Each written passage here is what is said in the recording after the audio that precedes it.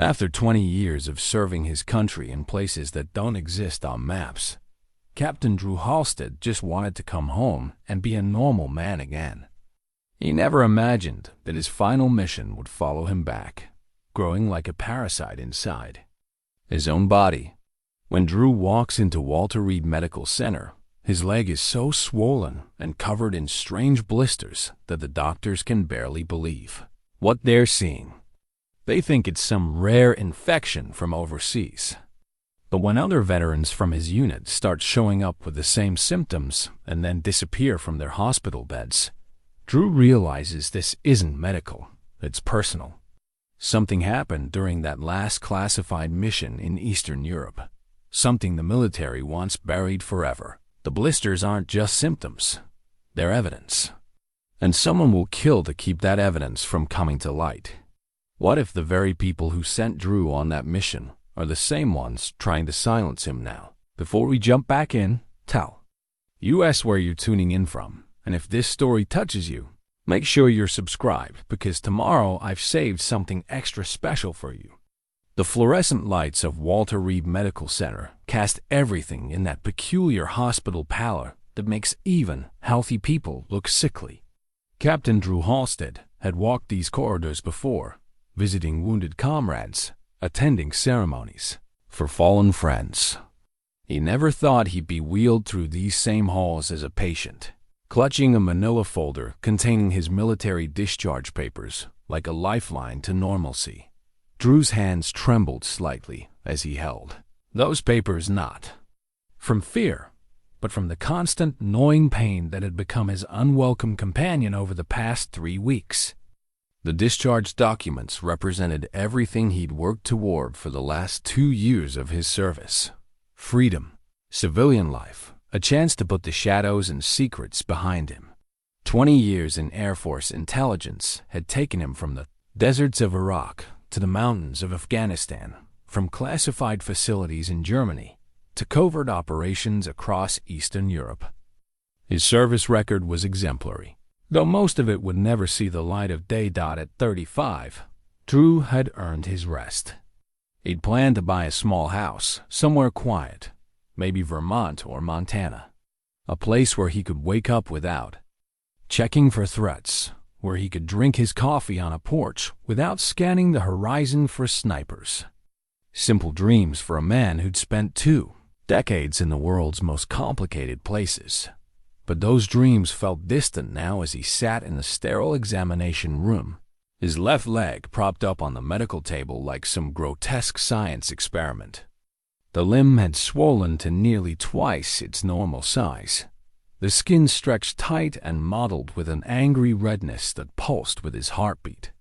Fluid-filled blisters covered his calf and thigh, each one roughly the size of a quarter, arranged in patterns that seemed almost deliberate.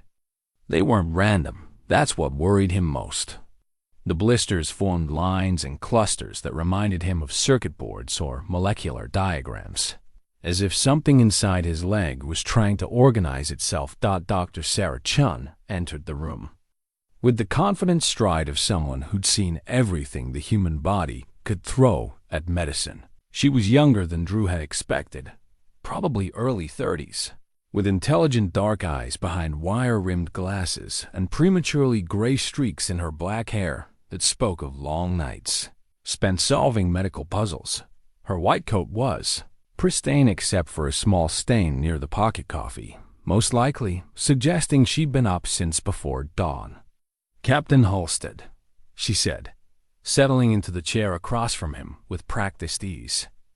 Her voice carried a slight accent that Drew couldn't place, possibly Chinese, maybe Korean. "I'm Dr. Chun, infectious disease specialist. I know you've already been through the initial workup with the residents, but I'd like to hear your story directly from you." Drew studied her face for a moment. 20 years in intelligence had taught him to read people quickly, to assess their motivations and trustworthiness in the span of a handshake. Dr. Chan had kind eyes, but there was steel. Behind them, the look of someone who didn't give up easily. He decided to trust her, at least partially. 3 weeks ago, I started feeling a burning sensation in my left leg. Drew began, his voice carrying the measured cadence of someone accustomed to giving briefings. Started just above the ankle, like I'd been stung by something. Within 48 hours, the swelling began. The blisters appeared on day 5. Dr. Chun nodded, making notes on her tablet. Any recent travel? Unusual exposures? Insect bites? Drew hesitated. His final mission was classified at levels that made most state secrets look like grocery lists. But something in Dr. Chun's demeanor made him want to tell her everything. I was deployed overseas until about a month ago. Eastern Europe. Can't say much more than that. I understand operational security, Dr. Chun said quietly. My father worked with government researchers. I know how these things go. But anything you can tell me about potential exposures could help save your life. Her mention of her father, working with government researchers, struck Drew as oddly specific, but he filed that detail away for later consideration. There was an incident. An abandoned facility we had to investigate. Old Soviet-era research station. I may have been exposed to something there. Dr. Chun's pen paused for just a fraction of a second, barely noticeable unless you were trained. To watch for such tells. What kind of research facility? Medical, biological research, possibly. The place had been empty for years, but there were still laboratory materials present. Broken glass, chemical residues. My team and I spent about 6 hours inside conducting our assessment. Were any of your team members affected? Drew's jaw tightened. He'd been wondering the same thing, but military protocol discouraged contact between unit members after sensitive operations. Each man was debriefed separately, reassigned to different duties, scattered to the winds like dandelion seeds. It was standard procedure, designed to prevent the formation of bonds that might complicate future operations. I don't know, he admitted. We were separated immediately after the mission for individual debriefings. Standard protocol. Dr. Chun leaned forward slightly, her voice dropping to a more personal tone. Drew, may I call you Drew? I've been practicing infectious disease medicine for 8 years. I've seen everything from flesh-eating bacteria to rare tropical parasites. I've never seen anything quite like what's happening to your leg. She moved to the examination table, pulling on latex gloves with practiced efficiency. The pattern of these blisters, the way they're organized, it's not consistent with any known pathogen. And your blood work is equally puzzling. Your white cell count is elevated, but not in the way I'd expect from an infection. It's almost as if you're immune. System is trying to accommodate something rather than fight it. Drew watched her examine his leg with gentle, thorough movements. Most doctors he'd encountered in the military were efficient but impersonal, focused on getting soldiers patched up and back to duty. Dr. Chun was different. She took her time, studying each blister with the intensity of a detective examining crime scene evidence. The pain, she asked, can you describe it? Constant burning, like someone's holding a blowtorch to my bones. Gets worse at night. But there's something else. Drew paused, wondering if he should mention the other symptoms. Sometimes I feel stronger. Like the pain is building up to something. Dr. Chun's hand stilled on his leg. Stronger how? Yesterday, I accidentally crushed a coffee cup in my left hand. Didn't mean to, just grabbed it normally and it shattered. And my reflexes seem faster, sharper. Any changes in your vision? Hearing? Sleep patterns? All of the above. I can hear. Conversations 3 rooms away. My vision is clearer than it's ever been, even without corrective lenses. And I haven't really slept in 2 weeks, not properly, but I don't feel tired. Dr. Chun stepped back, removing her gloves with deliberate care. Her expression had shifted from concern to deeply troubled. Drew, I need to ask you something, and I need you to be completely honest with me. Do you think what happened to you in that facility was accidental? The question hung in the air between them like smoke from a funeral pyre. Drew had been asking himself the same thing for weeks, but hearing it from someone else made it real in a way that chilled him to the bone. "I don't know," he said finally, "but I'm starting to wonder." Dr. Chun returned to her chair, her fingers steepled in thought. "I want to run some additional tests. More comprehensive blood work, tissue samples from the blisters, maybe a muscle. Biopsy. Whatever's happening to you, it's not following normal biological rules. What are you thinking?" "Honestly, I'm thinking we're dealing with something that was designed rather than evolved. The organization of these symptoms, the way your body seems to be adapting rather than fighting, it suggests intentional modification." Drew felt his chest tighten. "You mean someone did this to me on purpose?" "It's possible. There are documented cases of biological experimentation dating back decades. If that facility you investigated was involved in human enhancement research." She was interrupted by a soft knock on the door. A nurse entered, her expression apologetic but urgent. "Dr. Chun?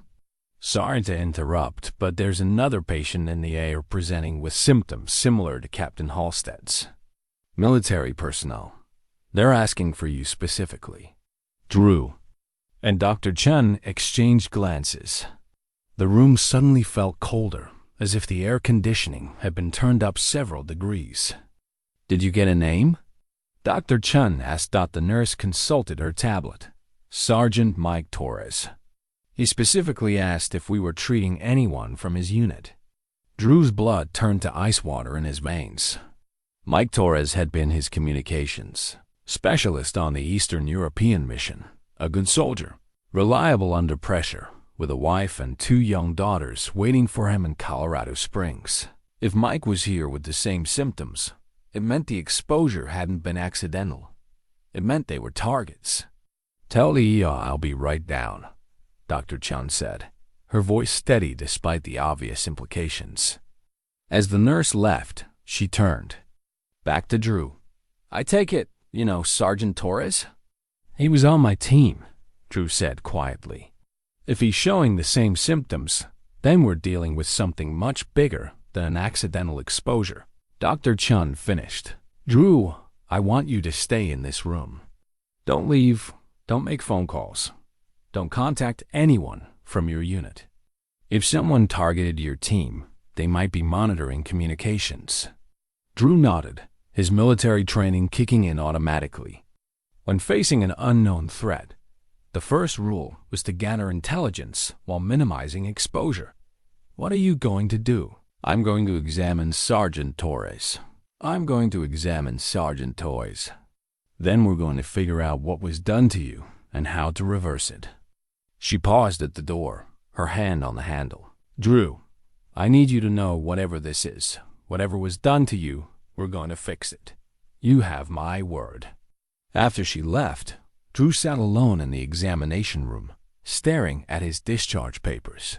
They seemed like artifacts from another life now, relics of a simpler time when his biggest worry was choosing between Vermont and Montana. The fluorescent lights hummed overhead, casting their sterile glow over everything, making the world feel flat and artificial. That he thought about Mike Torres, about the man's easy smile and the pictures of his daughters he kept in his wallet. If Mike was here, if he was suffering from the same grotesque symptoms, then whatever had happened in that abandoned facility hadn't been an accident. Someone had done this to them deliberately, turned them into test subjects for some nightmarish experiment. Drew closed his eyes and tried to remember more details from the mission. The facility had been located in a remote valley in Eastern Europe, coordinates classified, existence officially denied. Their orders had been simple: investigate reports of unusual activity, document any remaining research materials, and report back through secure channels. It was supposed to be routine intelligence gathering, the kind of mission he'd completed dozens of times before. But there had been something different about that place, something that had made his skin crawl from the moment they breached the perimeter. The buildings had been too clean for an abandoned facility, too well preserved. And the smell he remembered now a sharp, chemical odor that reminded him of hospital disinfectant mixed with something organic and unpleasant. His leg throbbed, sending waves of fiery pain up his spine and reminding him that whatever had happened in that facility, the consequences were very real and very personal. Somewhere in this hospital, Mike Torres was probably going through the same agony, the same confusion, the same growing realization that their own government might have sacrificed them for reasons they would never be allowed to understand. Drew opened his eyes and looked at his discharge papers again. The official seal of the United States Air Force stared back at him, along with his service record and commendations.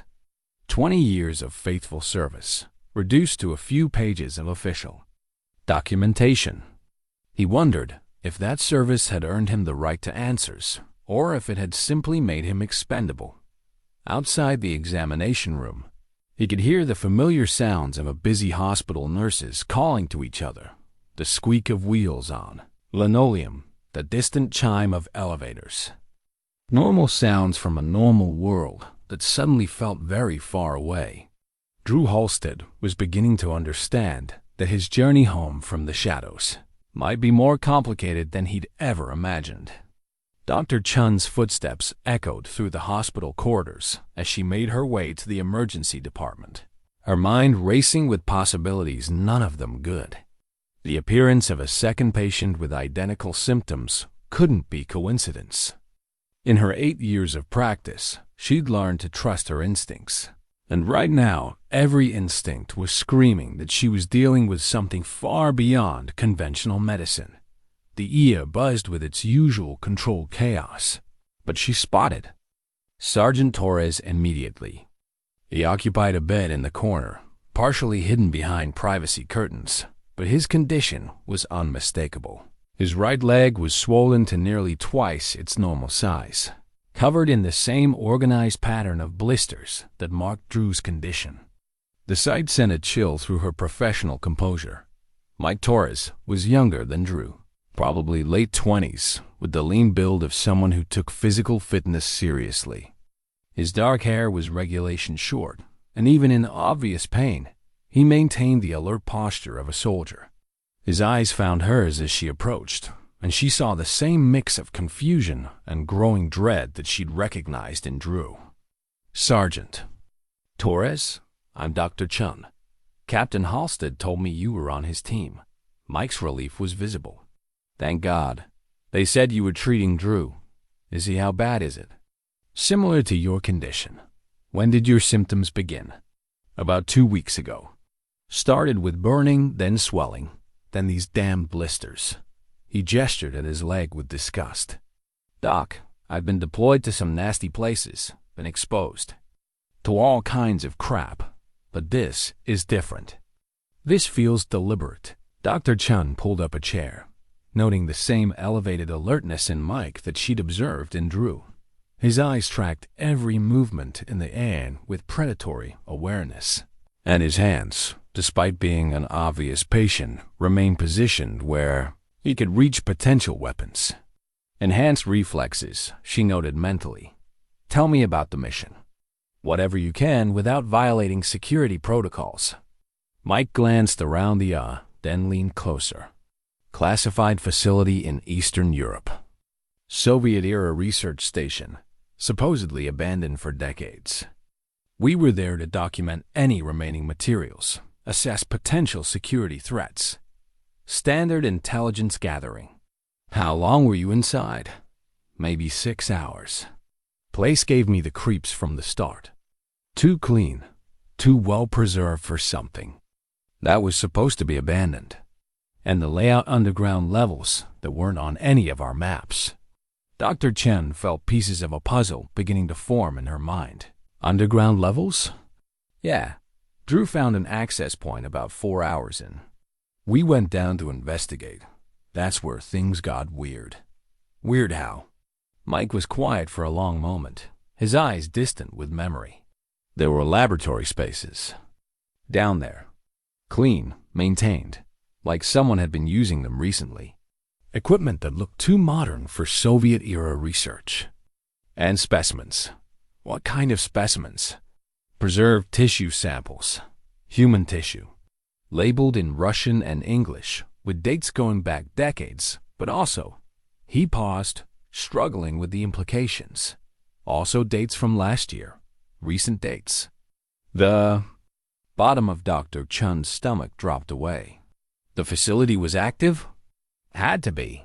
Fresh research materials, modern equipment, recent documentation. We photographed everything, collected samples. Drew even found some kind of serum in a refrigeration unit. Clear liquid in unmarked vials. Was anyone exposed to this serum? Mike's jaw tightened. There was an accident. Drew was collecting vial samples when one of the containment systems failed. Some kind of aerosol release. He got hit with the full cloud, maybe breathed in a significant amount. The rest of us were wearing masks, but Drew's filter had malfunctioned. Dr. Chun's mind raced through the implications. Deliberate exposure disguised as equipment failure, the perfect way to test an unknown substance. On human subjects without their knowledge or consent. What happened after the exposure? We completed the mission, secured the samples, and reported back through channels. Then we were immediately separated for individual debriefings. Haven't seen or talked to anyone from the team since until I started showing these symptoms and decided to come here looking for Drew. How did you know to come to Walter Reed specifically? I didn't. I went to the VA hospital in Denver first, where they told me they couldn't help me and suggested I come here for specialized treatment. When I arrived, I asked if they were treating anyone with similar symptoms, and they mentioned Captain Halstead. Dr. Chun felt the chill of conspiracy creeping up her spine. Someone had orchestrated Mike's arrival at Walter Reed, guided him here to the same facility where Drew was being treated. But why? To contain them? To study them? Or something worse? Sergeant Torres, I need to examine your blood work and tissue samples. But first, I want you to think carefully. Do you remember the names or faces of anyone involved in your debriefings? Anyone who seemed particularly interested in your medical status? There was a Colonel Harrison. Made it very clear that discussing the mission with anyone would result in prosecution under the Espionage Act. And there was a woman. Civilian contractor, kept asking about physical symptoms and side effects from the exposure. Dr. something Martinez? Morgan? Before Dr. Chun could respond, her pager buzzed with an urgent message. She glanced at the display and felt her blood turn cold. The message was simple but terrifying. Patient Halstead has been moved to secure wing. Orders from military command. She stood quickly, trying to keep the panic out of her voice. Sergeant Torres, I need you to stay exactly where you are. Don't leave this bed, don't make any phone calls, and don't talk to anyone in military uniform without me present. Do you understand? Mike's combat instincts kicked in immediately. What's wrong? Someone just moved Captain Halstead to a secure area without my authorization. In civilian hospitals, that requires court orders or immediate life-threatening situations. This was neither. They're containing us, Mike said grimly. Just like they contained the mission. Dr. Chun was already moving toward the exit when Mike called after her. Doc, be careful. If they're willing to use us as test subjects, they won't hesitate to eliminate witnesses. She hurried back through the hospital corridors, her medical training warring with a growing sense of dread. The secure wing was typically reserved for high-value patients requiring protection foreign dignitaries, high-ranking military officials, witnesses in federal cases.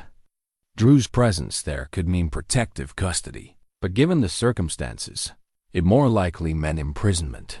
She reached Drew's original room to find it empty, the bed stripped and sanitized as if he'd never been there. A custodial worker was mopping the floor with industrial disinfectant, erasing any trace of his presence with methodical efficiency. "Excuse me," she called to the worker. "The patient who was in this room, do you know where he was moved?" The worker looked up, his eyes carefully neutral. "No hablo Ingles," he said, though she'd seen him conversing in perfect English with other staff members earlier that morning. Dr. Chun felt the walls of conspiracy closing around her. Someone had moved quickly to separate Drew and Mike, to control the narrative and limit their access to medical care. But they'd made one crucial mistake. They'd underestimated her determination to solve this medical puzzle. She made her way to the secure wing, where she was stopped by two men in dark suits who looked like they'd stepped out of a government handbook on intimidation. Their credentials identified them as military intelligence, though their names were probably as fabricated as their concerned expressions. "I'm Dr. Chun, Captain Halstead's attending physician. I need to see my patient." "I'm afraid that's not possible, Dr. Chun. Captain Halstead is receiving specialized care that requires limited access." "Specialized care from whom?" "I'm the infectious disease specialist assigned to his case. Your services are no longer required. Captain Halstead's treatment has been transferred to military medical personnel with appropriate security clearances." Dr. Chun felt anger building in her chest, not the explosive kind, but the cold, determined fury of someone who dedicated her life to healing and was watching helpless people become pawns in a larger game. "I demand to see my patient. Under the Hippocratic Oath and hospital regulations, I have a responsibility, Dr. Chun." The second agent interrupted, his voice carrying the kind of quiet menace that suggested consequences for non-compliance. "Captain Halstead's case involves matters of national security. Your continued involvement would be inadvisable for all concerned parties." The threat was unmistakable. Dr. Chun understood that she was being warned off, that pursuing Drew's case further would result in professional and personal consequences.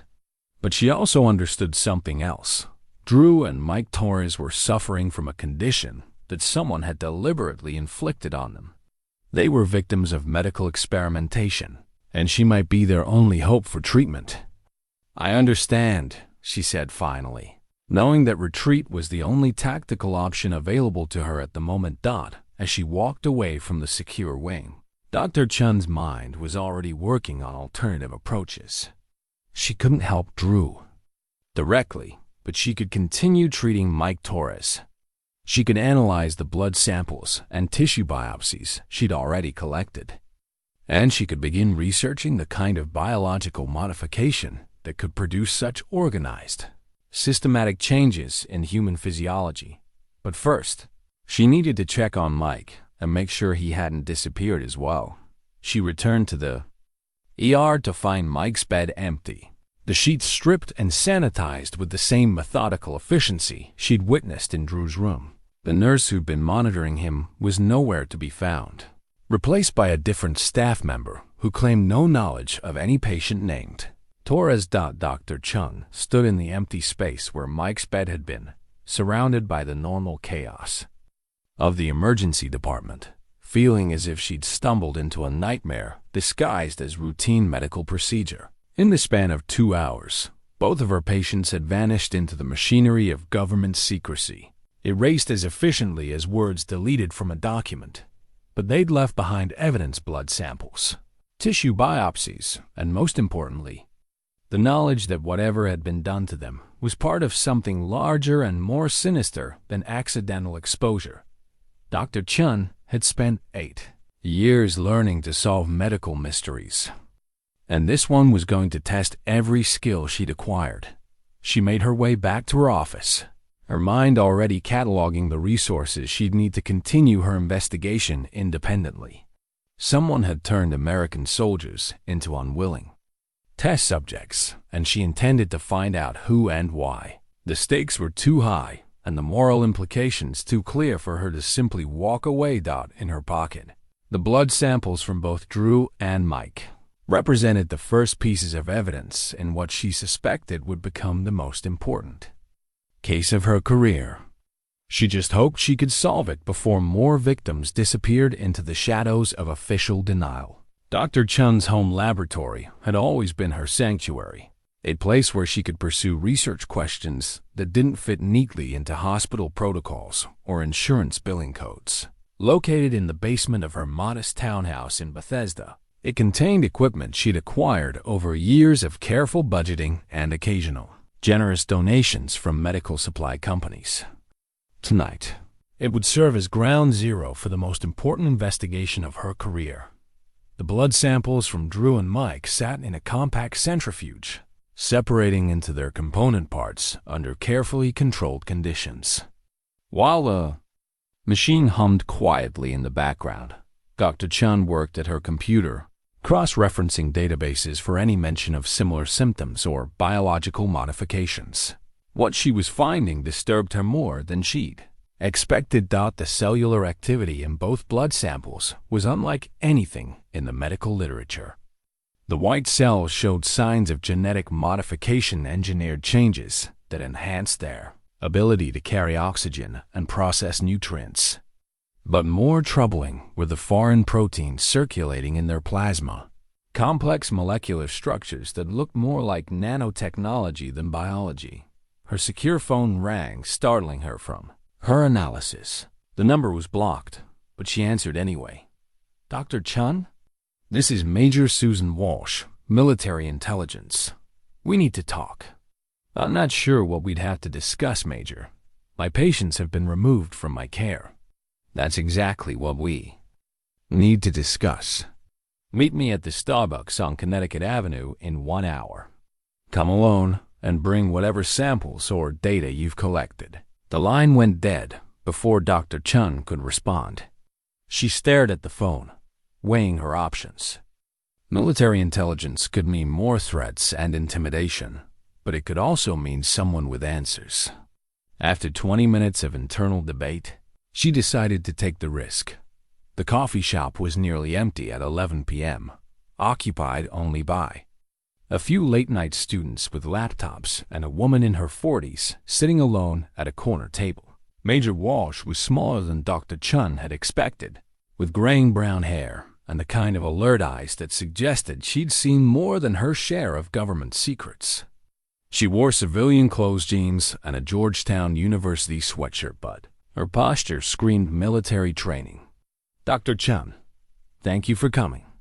I know this situation is confusing, but I need you to understand that not everyone in the government is your enemy." Dr. Chun remained standing, her messenger bag containing the blood samples clutched tightly in her hand. "Are you going to threaten me like your colleagues did at the hospital?" "Those weren't my colleagues. They represent a different faction, one that views Drew Halstead and Mike Torres as problems to be solved rather than people to be helped."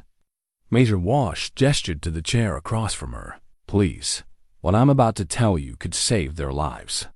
Reluctantly, Dr. Chun sat down, but kept her bag within reach. "I'm listening. 15 years ago, I was a young intelligence officer assigned to monitor Soviet-era biological research programs. Most of the facilities we investigated were legitimately abandoned, their research programs terminated when the USSR collapsed. But a few continued operating under new management, corporate contractors, private military companies, organizations with interests in human enhancement technology. The facility where Drew and Mike were exposed is one of those continued operations. Officially, it doesn't exist. Unofficially, it's been conducting human trials of biological enhancement serums for the past decade. The Russians developed the initial compounds, but American contractors have been refining them. Dr. Chen felt pieces of the puzzle clicking into place with sickening clarity. American contractors using American soldiers as test subjects. Exactly. Drew's unit wasn't sent there for intelligence gathering. They were sent there to be exposed, to test the latest version of the enhancement serum under field conditions. The equipment failure that exposed Drew wasn't an accident.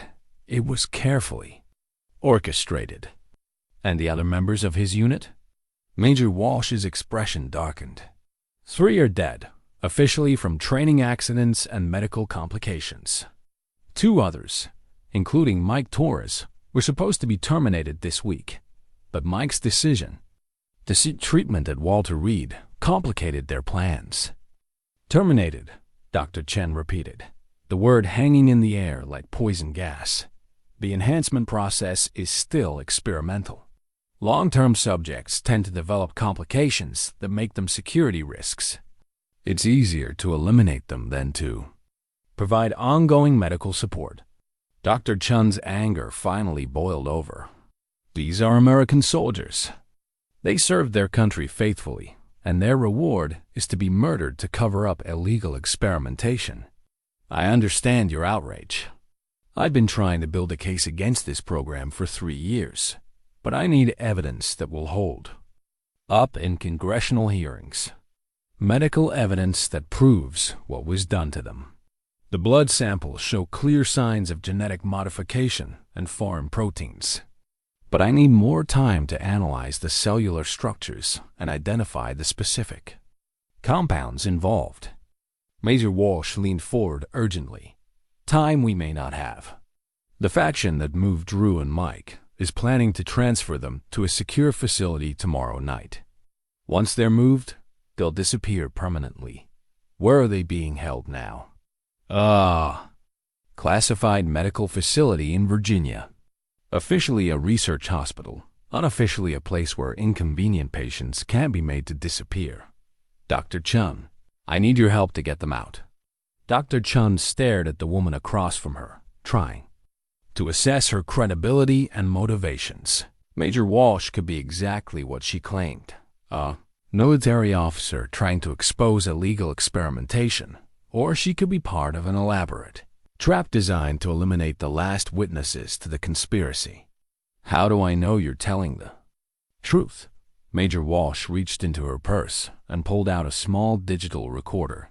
Because 3 years ago, I started recording conversations with my superiors about the enhancement program. I have documentation of orders, funding sources, and target selection criteria. But I need medical evidence to corroborate the testimony. She pressed play, and Dr. Chen heard voices discussing human subjects as if they were laboratory equipment coldly. Clinical assessments of enhancement effects, termination schedules, and disposal methods. The casual dehumanization in those recorded voices chilled her more than any direct threat. My God, she whispered. These people view enhanced soldiers as valuable assets until they become inconvenient. Then they're simply problems to be eliminated. Major Walsh turned off the recorder. Dr. Chen, Drew and Mike have maybe 36 hours before they're transferred to permanent disposal. If you can provide medical evidence that proves what was done to them, I can use it to expose the entire program. Dr. Chen's mind raced through the implications. She could continue her research in safety, publish her findings in medical journals, and let the proper authorities handle the investigation. It was the sensible course of action for someone who valued her career and personal safety. But she could also see Drew's face as he described his symptoms. The confusion and growing dread of a man who'd served his country faithfully only to be betrayed in the most fundamental way possible. She could hear Mike Torres asking about his teammates, worried about people who were probably already dead. What exactly are you proposing? Help me get medical evidence that proves enhancement. In return, I'll help you extract Drew and Mike from the facility where they're being held. We have a narrow window of opportunity, but it's possible. And if we're caught? Major Walsh's smile was grim. Then we join the list of people who suffered training accidents and medical complications. Dr. Chen looked down at her messenger bag, knowing that it contained the first pieces of evidence that could expose decades of illegal experimentation on American military personnel. The safe choice would be to walk away, to protect herself and let others fight this battle. But as she thought about Drew's discharge papers, his simple dream of a normal life after 20 years of service, she knew she couldn't abandon him to the machinery of government secrecy. What do you need me to do? Major Walsh's smile was the first genuine expression Dr. Chen had seen from her. First, document everything you found in those blood samples. Second, help me plan a medical extraction that won't kill them in the process. The enhancement serum has made them stronger, but it's also made them physiologically dependent on specific conditions. Moving them safely will require your expertise. When do we start? Right now. Every hour we delay increases the chance that they'll be moved beyond our reach. Dr. Chun nodded, understanding that she was crossing a line from which there might be no return. But some lines were worth crossing, especially when the alternative was abandoning people who'd been victimized by the very system they'd sworn to serve. The basement laboratory that had once felt like Dr. Chun's private sanctuary now resembled a war room, with Major Walsh spread classified documents across the workbench while Dr. Chun continued her analysis of the blood samples. The contrast between their methodologies was striking. Walsh worked with military precision and tactical planning, while Dr. Chun pursued the scientific method with careful observation and hypothesis testing. The cellular modifications are even more extensive than I initially thought, Dr. Chun reported, looking up from her microscope. The enhancement serum hasn't just improved their physical capabilities, it's fundamentally altered their biology at the genetic level.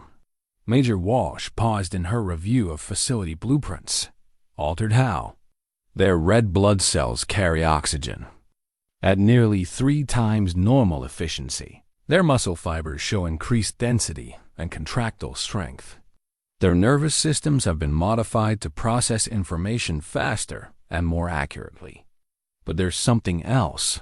Dr. Chun hesitated, struggling with the implications of her findings. What?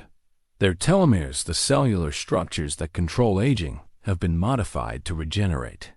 If these changes are permanent, Drew and Mike might have significantly extended lifespans. We're talking about functional immortality. Major, Walsh set down her papers, the weight of this revelation settling over both women like a suffocating blanket. No wonder they want to eliminate the test subjects. Enhanced soldiers who don't age would fundamentally change the balance of power in every conflict. But there's a catch, Dr. Chun continued. The modifications are unstable. Without regular doses of a stabilizing compound, the enhanced cells begin to break down rapidly. The blisters and swelling are symptoms of cellular degradation. Their bodies are literally consuming themselves from the inside out. How long do they have? Dr. Chun ran calculations in her head based on the rate of cellular breakdown she was observing. Maybe 2 weeks before permanent organ damage. A month before complete systemic failure. Major Walsh absorbed this information with the stoic expression of someone accustomed to impossible deadlines and fatal consequences. Then we need to move faster than planned. But first, I need to show you something. She reached into her jacket and pulled out a small object wrapped in cloth, something she'd been carrying but hadn't revealed until now. As she unwrapped it, Dr. Chun saw a USB drive, small and unremarkable except for the military-grade encryption seal on its casing. This was sewn into the lining of Drew's jacket when he was admitted to Walter Reed.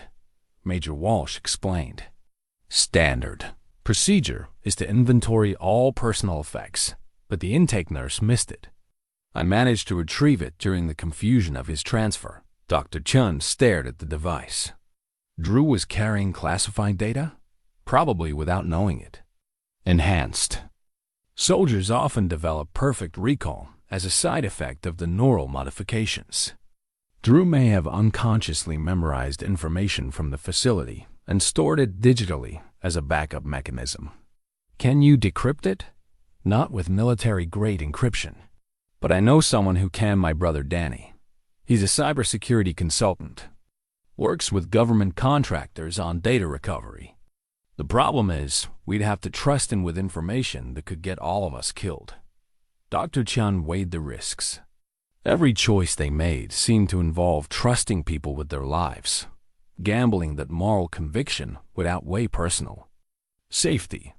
But without the data on that drive, they might never understand the full scope of the enhancement program or how to reverse its effects. What choice do we have? Without knowing exactly what was done to them, I can't develop an effective treatment. Major Walsh nodded and pulled out her phone. Danny? It's Susan. I need a favor, and I need it tonight. She paused, listening to his response. I know what time it is. This is a life-or-death situation. While Major Walsh coordinated with her brother, Dr. Chun returned to her analysis of the tissue samples. Under higher magnification, she could see the foreign proteins more clearly complex, molecular machines that seemed to be rewriting cellular DNA in real time. It was biotechnology decades ahead of anything in the published literature, suggesting that the enhancement program had access to research and development, resources far beyond typical government funding. Her secure phone buzzed with a text message from an unknown number. Stop your investigation immediately or face consequences. Dr. Chun showed the message to Major Walsh, who frowned at the screen. They're monitoring your communications. We need to assume they know about our collaboration. How is that possible? This is a secure line. Nothing is secure when you're dealing with people who have unlimited resources and no legal constraints. Major Walsh's expression hardened. We need to accelerate our timeline. Danny can meet us in 2 hours, but after that, we're operating under the assumption that they'll try to stop us. Dr. Chun felt the walls closing in around them. The enhancement program had already demonstrated its willingness to eliminate inconvenient witnesses, and she was rapidly becoming inconvenient. But abandoning Drew and Mike now would mean letting them die from cellular degradation, while their killers covered up decades of illegal experimentation. There's something else, she said, returning to her microscope. The enhancement serum contains organic compounds. I can't identify molecular structures that don't appear in any database. But the complexity suggests they're not synthetic. They look biological, like they were derived from living tissue. Living tissue from what? Dr. Chun adjusted the focus, studying the alien proteins that were rewriting human DNA with mechanical precision. I don't know, but whatever it came from wasn't human. The molecular architecture is too different, too advanced. It's almost as if she stopped, the implications of her observation hitting her like a physical blow. As if what? Major Walsh prompted. As if someone reverse-engineered biological enhancement technology from non-human sources. The precision, the complexity, the way these proteins integrate with human cells, it suggests a level of biotechnology that we shouldn't have been able to develop independently. Major Walsh stared at her. Are you suggesting extraterrestrial involvement? I'm suggesting that the enhancement program may have access to biotechnology that originated outside normal human research and development. Whether that means recovered materials, captured specimens, or collaborative research, I can't determine from these samples alone. The basement laboratory fell silent except for the quiet hum of equipment. Both women understood that they had stumbled onto something far larger and more complex than illegal human experimentation. If the enhancement program was based on non-human biotechnology, it represented a paradigm shift in human capability that powerful people would do anything to control. We need that encrypted data, Major Walsh said finally. If Drew's perfect, recall captured information about the source of this technology. It could change everything. Dr. Chun nodded, but her attention was drawn to a new development in the tissue samples. Under continuous observation, the enhanced cells were beginning to show signs of organized activity, not random growth, but structured development that looked almost intentional. Susan, look at this. Major Walsh peered into the microscope. What am I looking at? The enhanced tissue is trying to form organized structures. It's not just randomly growing. It's building something. Watch the cellular movement. As they observed, the enhanced cells moved with purpose, connecting in patterns that resembled neural networks or communication systems. The tissue sample was effectively alive, continuing to develop according to some internal blueprint, even separated from its host. This is why they want to eliminate the enhanced soldiers, Dr. Chun realized. It's not just about covering up human experimentation. The enhancement technology is continuing to evolve inside their bodies, developing capabilities that even the creators don't understand or control. Major Walsh stepped back from the microscope, her face pale. Drew and Mike aren't just enhanced soldiers. They're incubators for biotechnology that could fundamentally alter human evolution. And someone is willing to commit murder to prevent that technology from spreading beyond their control. Dr. Chun's phone buzzed with another message. Final. Warning. Cease all research immediately. She showed the message to Major Walsh, who responded by checking her sidearm and scanning the basement for potential security vulnerabilities. They're escalating, Major Walsh observed. We have maybe an hour before they take direct action to stop us.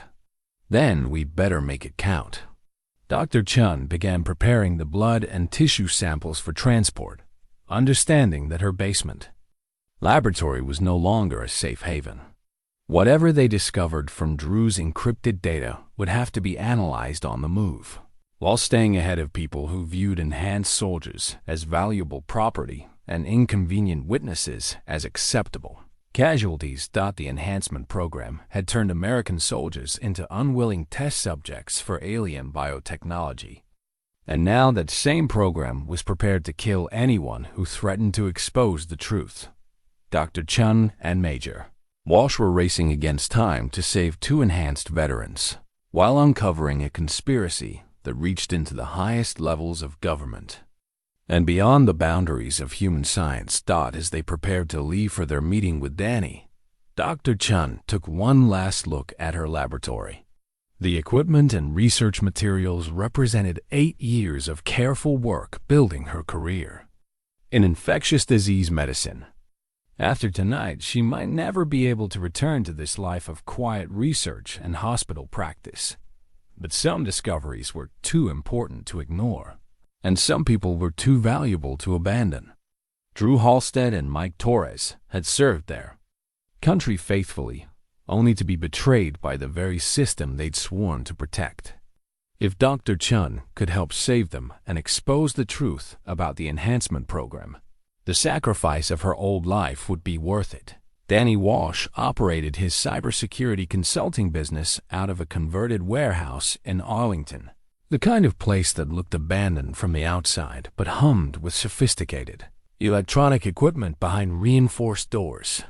Major Walsh had called ahead, but even so, Danny greeted them with the paranoid caution of someone who made his living breaking into systems that weren't supposed to be breakable.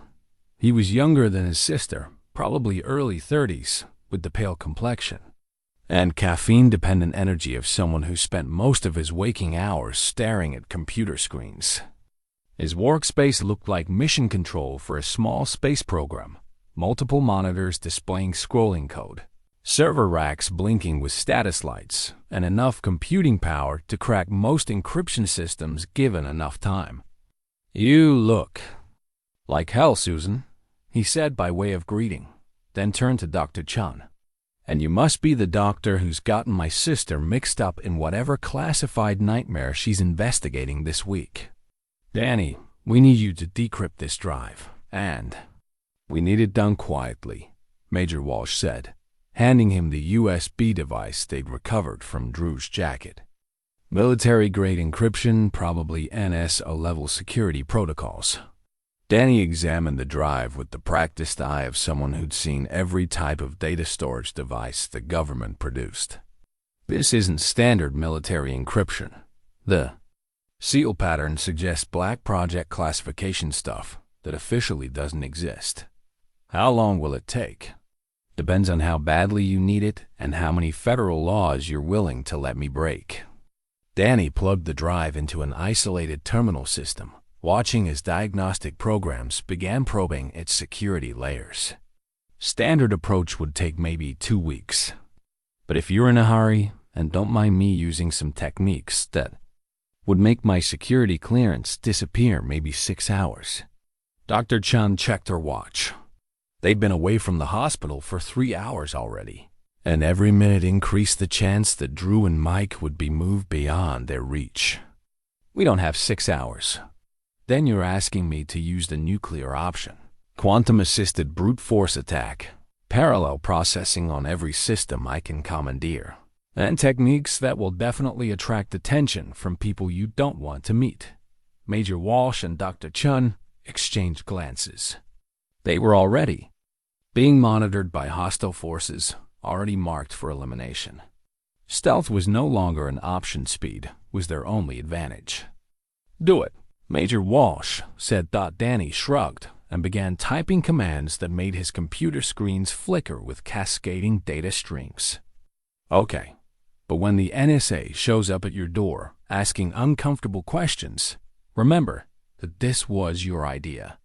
While Danny worked his electronic magic, Dr. Chun used his secure communication systems to contact other doctors who might be treating similar cases. Her hypothesis about multiple enhancement test subjects required verification, and she needed to establish a network of medical professionals who could document the full scope of the program. Her first call was to Dr. Martinez at the VA hospital in Denver, where Mike Torres had initially sought treatment. "Dr. Martinez, this is Dr. Chun at Walter Reed. I'm calling about a patient you referred to us, Sergeant Torres." "Ah, yes, the unusual tissue inflammation case. Were you able to help him?" "We're making progress, but I need to ask, have you seen any other cases with similar symptoms? Military personnel with unexplained swelling and blister formation?" There was a pause that lasted too long. "Dr. Chun, I'm not supposed to discuss this, but yes. 3 cases in the past 2 months. All veterans, all presenting with identical symptoms. 2 of them died before we could establish effective treatment protocols." Dr. Chun felt her stomach drop. "Died from what?" "Systemic organ failure. Their enhanced metabolism simply consumed their bodies faster than we could provide nutritional support. But here's what's strange, all 3 had been flagged in the military medical system as requiring specialized treatment that we weren't authorized to provide." "Flagged by whom?" "Government medical contractors. Private companies with Department of Defense connections. They requested all medical records and tissue samples from the deceased patients." Dr. Chun realized she was documenting a systematic cover-up that stretched across multiple medical facilities and possibly dozens of enhanced veterans.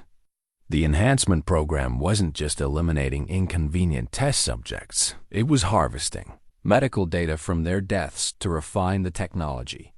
"Dr. Martinez, I need you to document everything you remember about those cases. Write down names, dates, symptoms, and especially any contact with government contractors.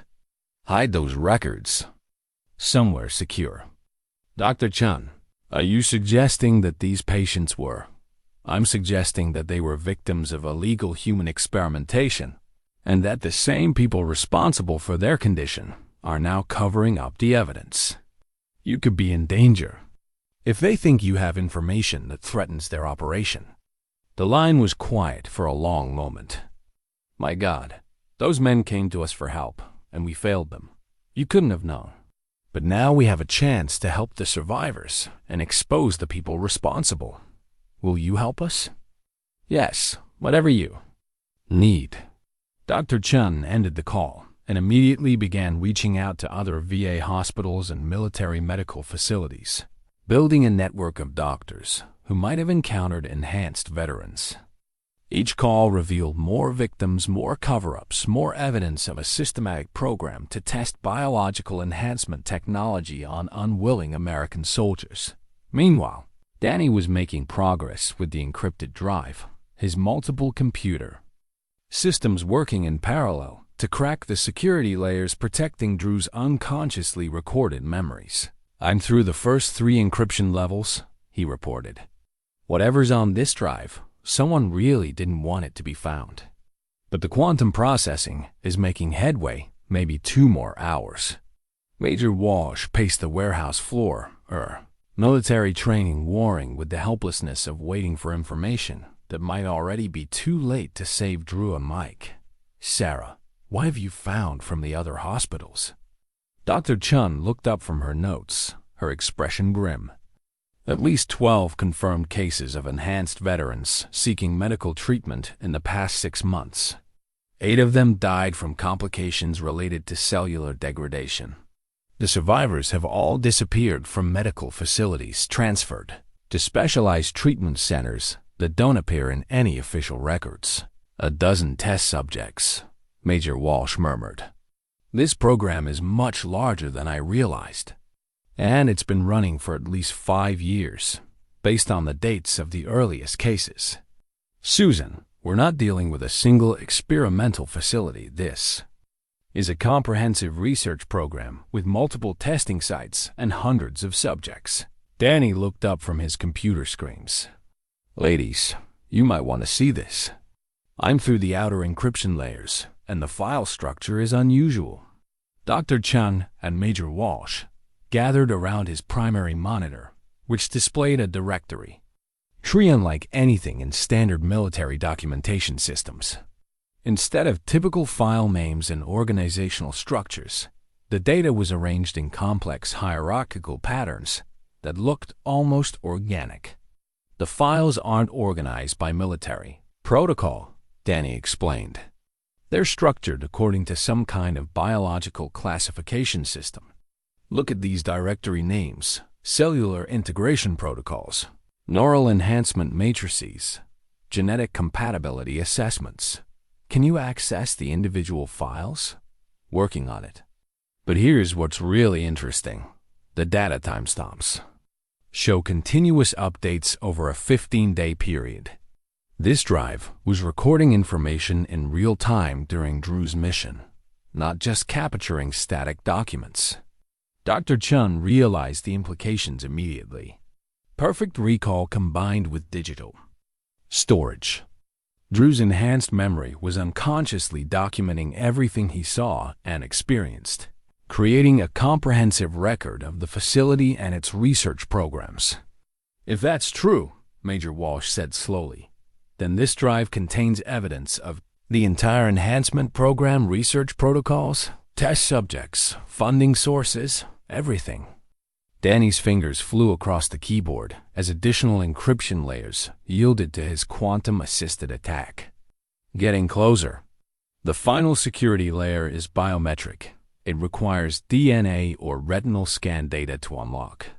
But I might be able to bypass it if..." The warehouse lights suddenly went out, plunging them into darkness broken only by the glow of computer monitors and emergency lighting.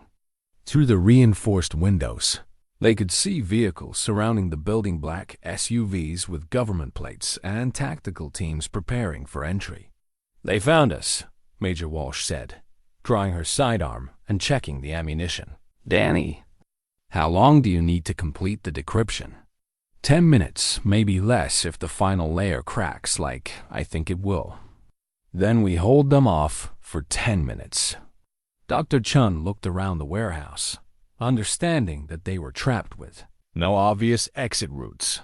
The enhanced soldiers they were trying to save were dying of cellular degradation, while their would-be rescuers faced elimination by the same program that had victimized Drew and Mike. "There's another option," she said quietly. "I could surrender myself. Tell them I'll stop the investigation in exchange for medical access to Drew and Mike."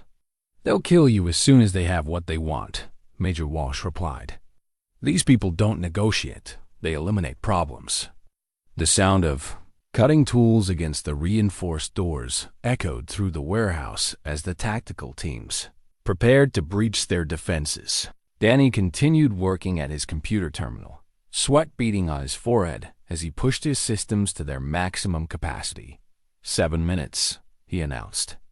"If we can hold them for 7 more minutes, I'll have everything." Dr. Chun picked up a heavy wrench from Danny's workbench, understanding that her life as a quiet research physician was officially over. Whatever happened in the next few minutes would determine whether Drew and Mike lived or died. and whether the enhancement program would continue victimizing American soldiers with impunity. The cutting sound stopped, replaced by the ominous silence that preceded tactical breaches. In that moment of calm before chaos, Dr. Chun thought about her father's work with government researchers, about the dangerous knowledge that powerful people would kill to protect, and about the enhanced veterans who deserved better than to die as inconvenient test subjects. 7 minutes to save 2 soldiers and expose a conspiracy that reached into the highest levels of government. 7 minutes to prove that some secrets were too important to keep hidden, no matter the personal cost. The warehouse doors exploded inward with a thunderous crash that shook dust from the ceiling and sent computer monitors flickering. Tactical teams poured through the breach, their movements precise and coordinated, weapons trained on the 3. Figures illuminated by the glow of electronic equipment. Dr. Chun found herself staring down the barrels of automatic weapons, held by people who viewed her as an expendable obstacle to classified operations. "Step away from the computers," commanded the team leader, his voice mechanically amplified by tactical communication gear. "Dr. Chen, Major Walsh, you're both under arrest for violations of the Espionage Act and interference with national security." Operations. Major Walsh kept her sidearm lowered but ready, her military training evident in the way she positioned herself between the tactical team and Danny's computer terminal. "Under whose authority?" "I'm an active duty military officer conducting an investigation into illegal human experimentation. Your investigation has been terminated by direct order of General Morrison. You're interfering with a classified defense program that's vital to national security." Dr. Chun felt rage building in her chest, not the explosive kind that led to poor decisions, but the cold, focused anger that came from watching powerful people destroy lives to protect their secrets. Vital to national security? You're murdering American soldiers to cover up illegal medical experiments.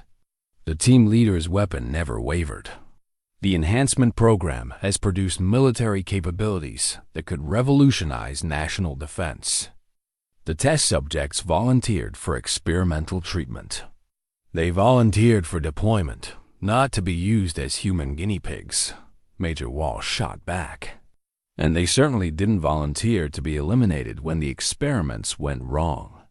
Behind them, Danny continued working at his terminal, his fingers flying over the keyboard while sweat dripped onto his workspace. The decryption progress bar showed 87%, complete less than 2 minutes if the final security layers cracked as predicted. "Dr. Chun," the team leader continued, "you have medical data that belongs to the Department of Defense. Turn over all samples, research notes, and analysis results, and your punishment will be limited to permanent reassignment to a secure facility." "Reassignment to a secure facility," Dr. Chun repeated. "You mean disappearance and elimination, just like Drew and Mike's teammates. The enhancement program requires absolute security. Test subjects who develop complications must be contained for the safety of the general population. Complications like enhanced strength and intelligence? Or complications like inconvenient memories of what was done to them?" The tactical team began moving deeper into the warehouse, their formation tightening around the computer workstation where Danny was conducting his electronic assault on the encrypted drive.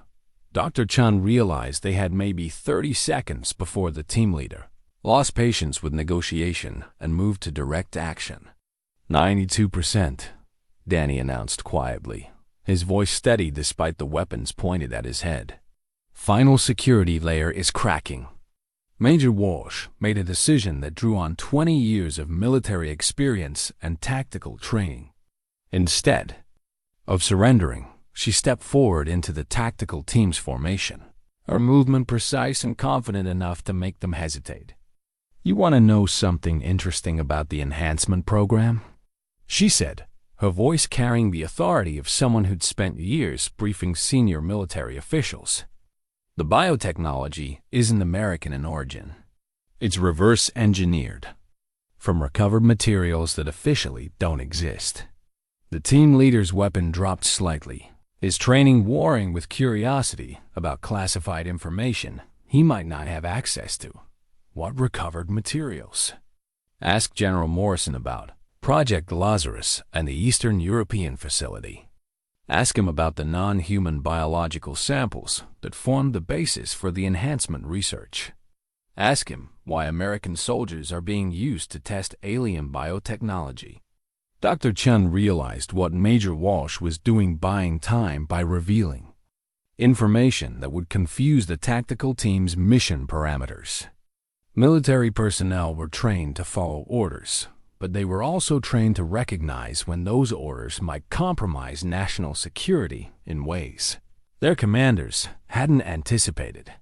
96%, Danny announced. Almost through. The team leader was speaking rapidly into his tactical communication system, presumably requesting clarification about aliens and recovered materials. His team maintained their weapons positions, but Dr. Chun could see uncertainty creeping into their professional composure. The enhancement serum contains organic compounds that don't exist in terrestrial biology, she added, supporting Major Walsh's psychological warfare approach. Molecular structures that suggest a level of biotechnology centuries ahead of current human capability. 98%. Final encryption layer is dissolving. The tactical team's confusion was becoming visible. They'd been sent to contain a medical information leak, but they were encountering claims about alien technology and reverse-engineered biotechnology that exceeded their security clearances and mission parameters. 99%. Decryption complete. Danny's computer screen suddenly filled with data documents, images, video files, and research protocols that represented Drew's enhanced memory, recording everything he'd experienced during the Eastern European mission. The amount of information was staggering. Thousands of files containing detailed documentation of the enhancement facility and its research programs. Holy shit, Danny breathed, staring at the flood of decrypted information. This isn't just memory recording. This is a complete intelligence dump of the entire facility. Dr. Chun moved to the computer terminal, ignoring the weapons trained on her as she began scanning through the files. What she saw made her stomach clench with horror and amazement in equal measure. The facility hadn't been abandoned. Soviet research. It had been a fully operational biotechnology laboratory conducting human enhancement experiments based on recovered non-human biological samples. The research protocols showed systematic testing on hundreds of subjects over multiple decades, with American soldiers comprising only the most recent test group. Look at this, she called to Major Walsh, pointing at a video file that showed the underground laboratory levels. The facility extends 7 stories below ground, with research equipment that looks decades ahead of anything in the public sector. The video showed pristine laboratory spaces filled with biotechnology that seemed almost alien in its sophistication, molecular fabrication systems, genetic modification equipment, and most disturbing of all, containment units holding what appeared to be living tissue samples that pulsed with organized activity. These aren't random experiments, Dr. Chun realized. This is systematic development of enhancement technology based on reverse-engineered alien biotechnology.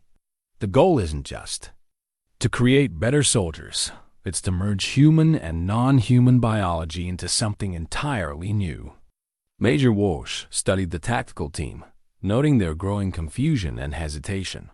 Your commanders didn't tell you about this, did they? They sent you to contain a medical information leak, but they didn't mention that the information involves alien biotechnology and decades of illegal human experimentation. The team leader was receiving rapid-fire instructions through his communication system, his professional composure beginning to crack as he processed orders that seemed to contradict everything he thought he knew about the mission. Dr. Chun, Major Walsh, stand down immediately. Transfer all computer files to our custody and report for debriefing. What about the enhanced soldiers? Dr. Chun demanded. Drew and Mike are dying from cellular degradation while you waste time trying to cover up the truth. They need medical treatment based on this research data, not elimination to protect classified programs. Enhanced subjects will receive appropriate medical care at secure facilities. You mean they'll be dissected for research purposes after their cellular systems collapse? That's not medical care. That's autopsy preparation. Danny looked up from his computer terminal, his face pale with the implications of what he'd discovered. In the decrypted files. Susan, you need to see this. There's a file labeled Termination Protocols. It's a detailed plan for eliminating all current enhancement test subjects within the next 48 hours. The warehouse fell silent except for the hum of electronic equipment and the distant sound of more vehicles arriving outside. Dr. Chun realized they were dealing with a kill order that encompassed not just Drew and Mike, but potentially dozens of enhanced veterans across multiple facilities. They're going to murder everyone who was enhanced, she said quietly. Not just the ones who are asking questions, all of them. Major Walsh's military training took over, her voice carrying the authority of someone addressing subordinates. Sergeant, you and your team are being used to commit mass murder of American military personnel. These aren't enemy combatants or security threats. They're veterans who were victimized by illegal medical experimentation. The team leader's communication system crackled with urgent instructions, but his weapon remained lowered as he processed the moral implications of his mission. Dr. Chun could see the conflict in his eyes. Loyalty to orders versus loyalty to fellow American soldiers. The enhancement program has to be exposed, she said firmly. Not just to save Drew and Mike, but to save dozens of other veterans who are scheduled for termination. We have the evidence, we have the documentation, and we have a moral obligation to protect the people who served their country. The tactical team leader made a decision that would define the rest of his career. Instead of following his termination orders, he lowered his weapon completely and spoke into his communication system with firm authority. Command, this is Team Alpha. Mission parameters have changed. Requesting immediate clarification on rules of engagement regarding American military personnel. Dr. Chen felt hope flickering in her chest for the first time in hours. They might actually have a chance to expose the enhancement program and save the enhanced soldiers. If they could convince enough people that loyalty to fellow Americans outweighed loyalty to classified programs. The standoff in the warehouse stretched for long moments, weapons still drawn, but no longer aimed with lethal intent. The tactical team leader was receiving increasingly urgent instructions through his communication system, while Dr. Chun, Major Walsh, and Danny waited to learn whether they would live long enough to expose the enhancement program. Dr. Chun found herself studying Major Walsh's face in the electronic glow of the computer monitors, noting details she'd missed during their earlier conversations. The bone structure around the eyes, the subtle accent that became more pronounced under stress, the familiarity with government research protocols that went beyond typical military intelligence training. Susan, she said quietly, there's something I need to ask you.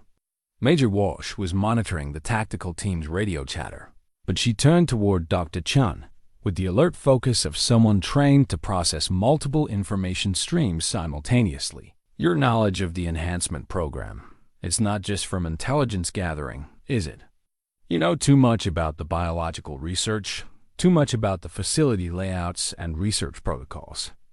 Major Walsh's expression shifted almost imperceptibly, the mask of professional military bearing slipping just enough to reveal something deeper and more personal underneath. What are you suggesting? I'm suggesting that your involvement in this case isn't purely professional. You have a personal connection to the enhancement program that you haven't disclosed. The tactical team leader was speaking rapidly into his communication system, requesting clarification about mission parameters and rules of engagement. His team maintained defensive positions, but showed no immediate intention of resuming hostile actions. Major Walsh looked around the warehouse, weighing her options and apparently reaching a decision that would fundamentally change their understanding of the situation. "You're right," she said finally. "My involvement isn't purely professional, but it's not what you think." She reached into her jacket and pulled out a leather wallet, extracting a photograph that had been carefully preserved despite years of handling. The image showed a young woman with dark hair and intelligent eyes standing beside an older man. In a laboratory setting, Dr. Chen took the photograph, studying the faces with growing recognition and disbelief. The young woman bore a striking resemblance to herself, while the older man looked familiar in a way that made her chest tighten with impossible implications. "That's my father," Major Walsh said quietly. "Dr. Victor Petrov. And that's me at age 15, the last time I saw him alive." The photograph slipped from Dr. Chen's suddenly nerveless fingers. "That's impossible. Dr. Petrov was my father. I'm Sarachan Petrov. I changed my name when I immigrated to the United States." Major Walsh, or whoever she really was, nodded slowly. "I know. I've been looking for my sister for 15 years. The warehouse seemed to spin around Dr. Chen as the implications crashed over her like a collapsing building. The woman she'd been working with wasn't Major Susan Walsh at all. She was Susan Petrov, her sister, who'd apparently also escaped Russia after their father's disappearance and built a new life under an assumed identity. "You're Sarah Petrova," Susan continued, using her original Russian name. "Born in Moscow, emigrated to the United States at age 16 after our father was murdered for trying to expose the enhancement program." Dr. Chen Sarah felt memories flooding back, childhood recollections she'd suppressed for years in order to build her new American life. A sister 5 years older who'd been studying at university when their father disappeared. A frantic escape from Russia with falsified documents and the help of sympathetic government contacts. "I thought you were dead," she whispered. "The people who killed our father, I thought they'd eliminated everyone connected to his research. They tried, but I'd already been recruited by American intelligence, working as a translator and cultural liaison. When our father disappeared, my handlers helped me disappear 2 new identity. Military commission, assignment to investigate the same programs that killed him." Danny looked up from his computer terminal, where he'd been monitoring the tactical team's communications while the sisters processed their reunion. "Guys, this is touching and everything, but we've got bigger problems.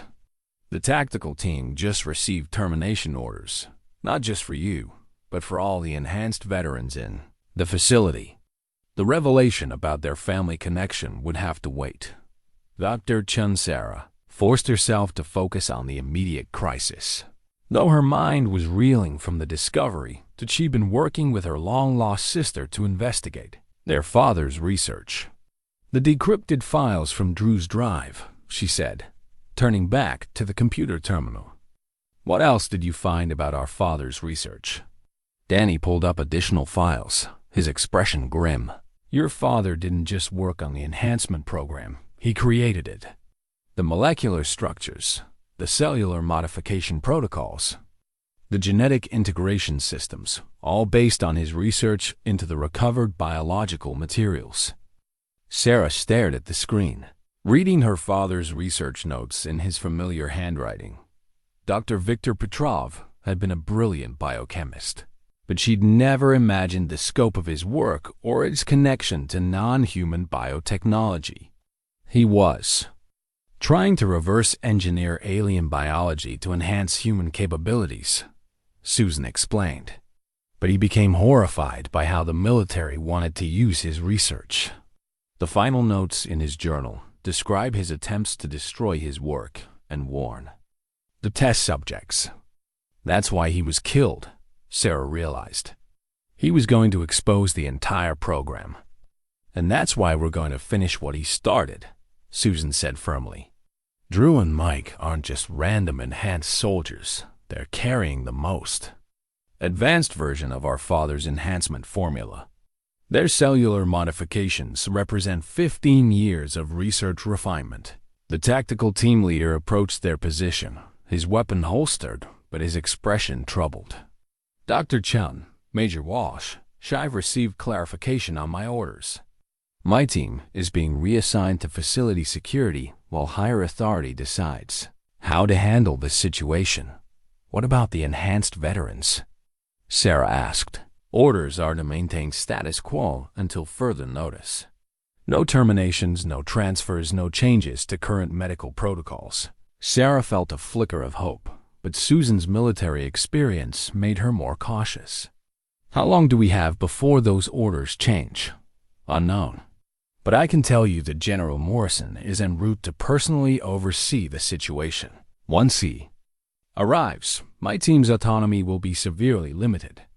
Susan and Sarah exchanged glances, understanding that they had a narrow window of opportunity to act before the enhancement program's leadership reasserted control.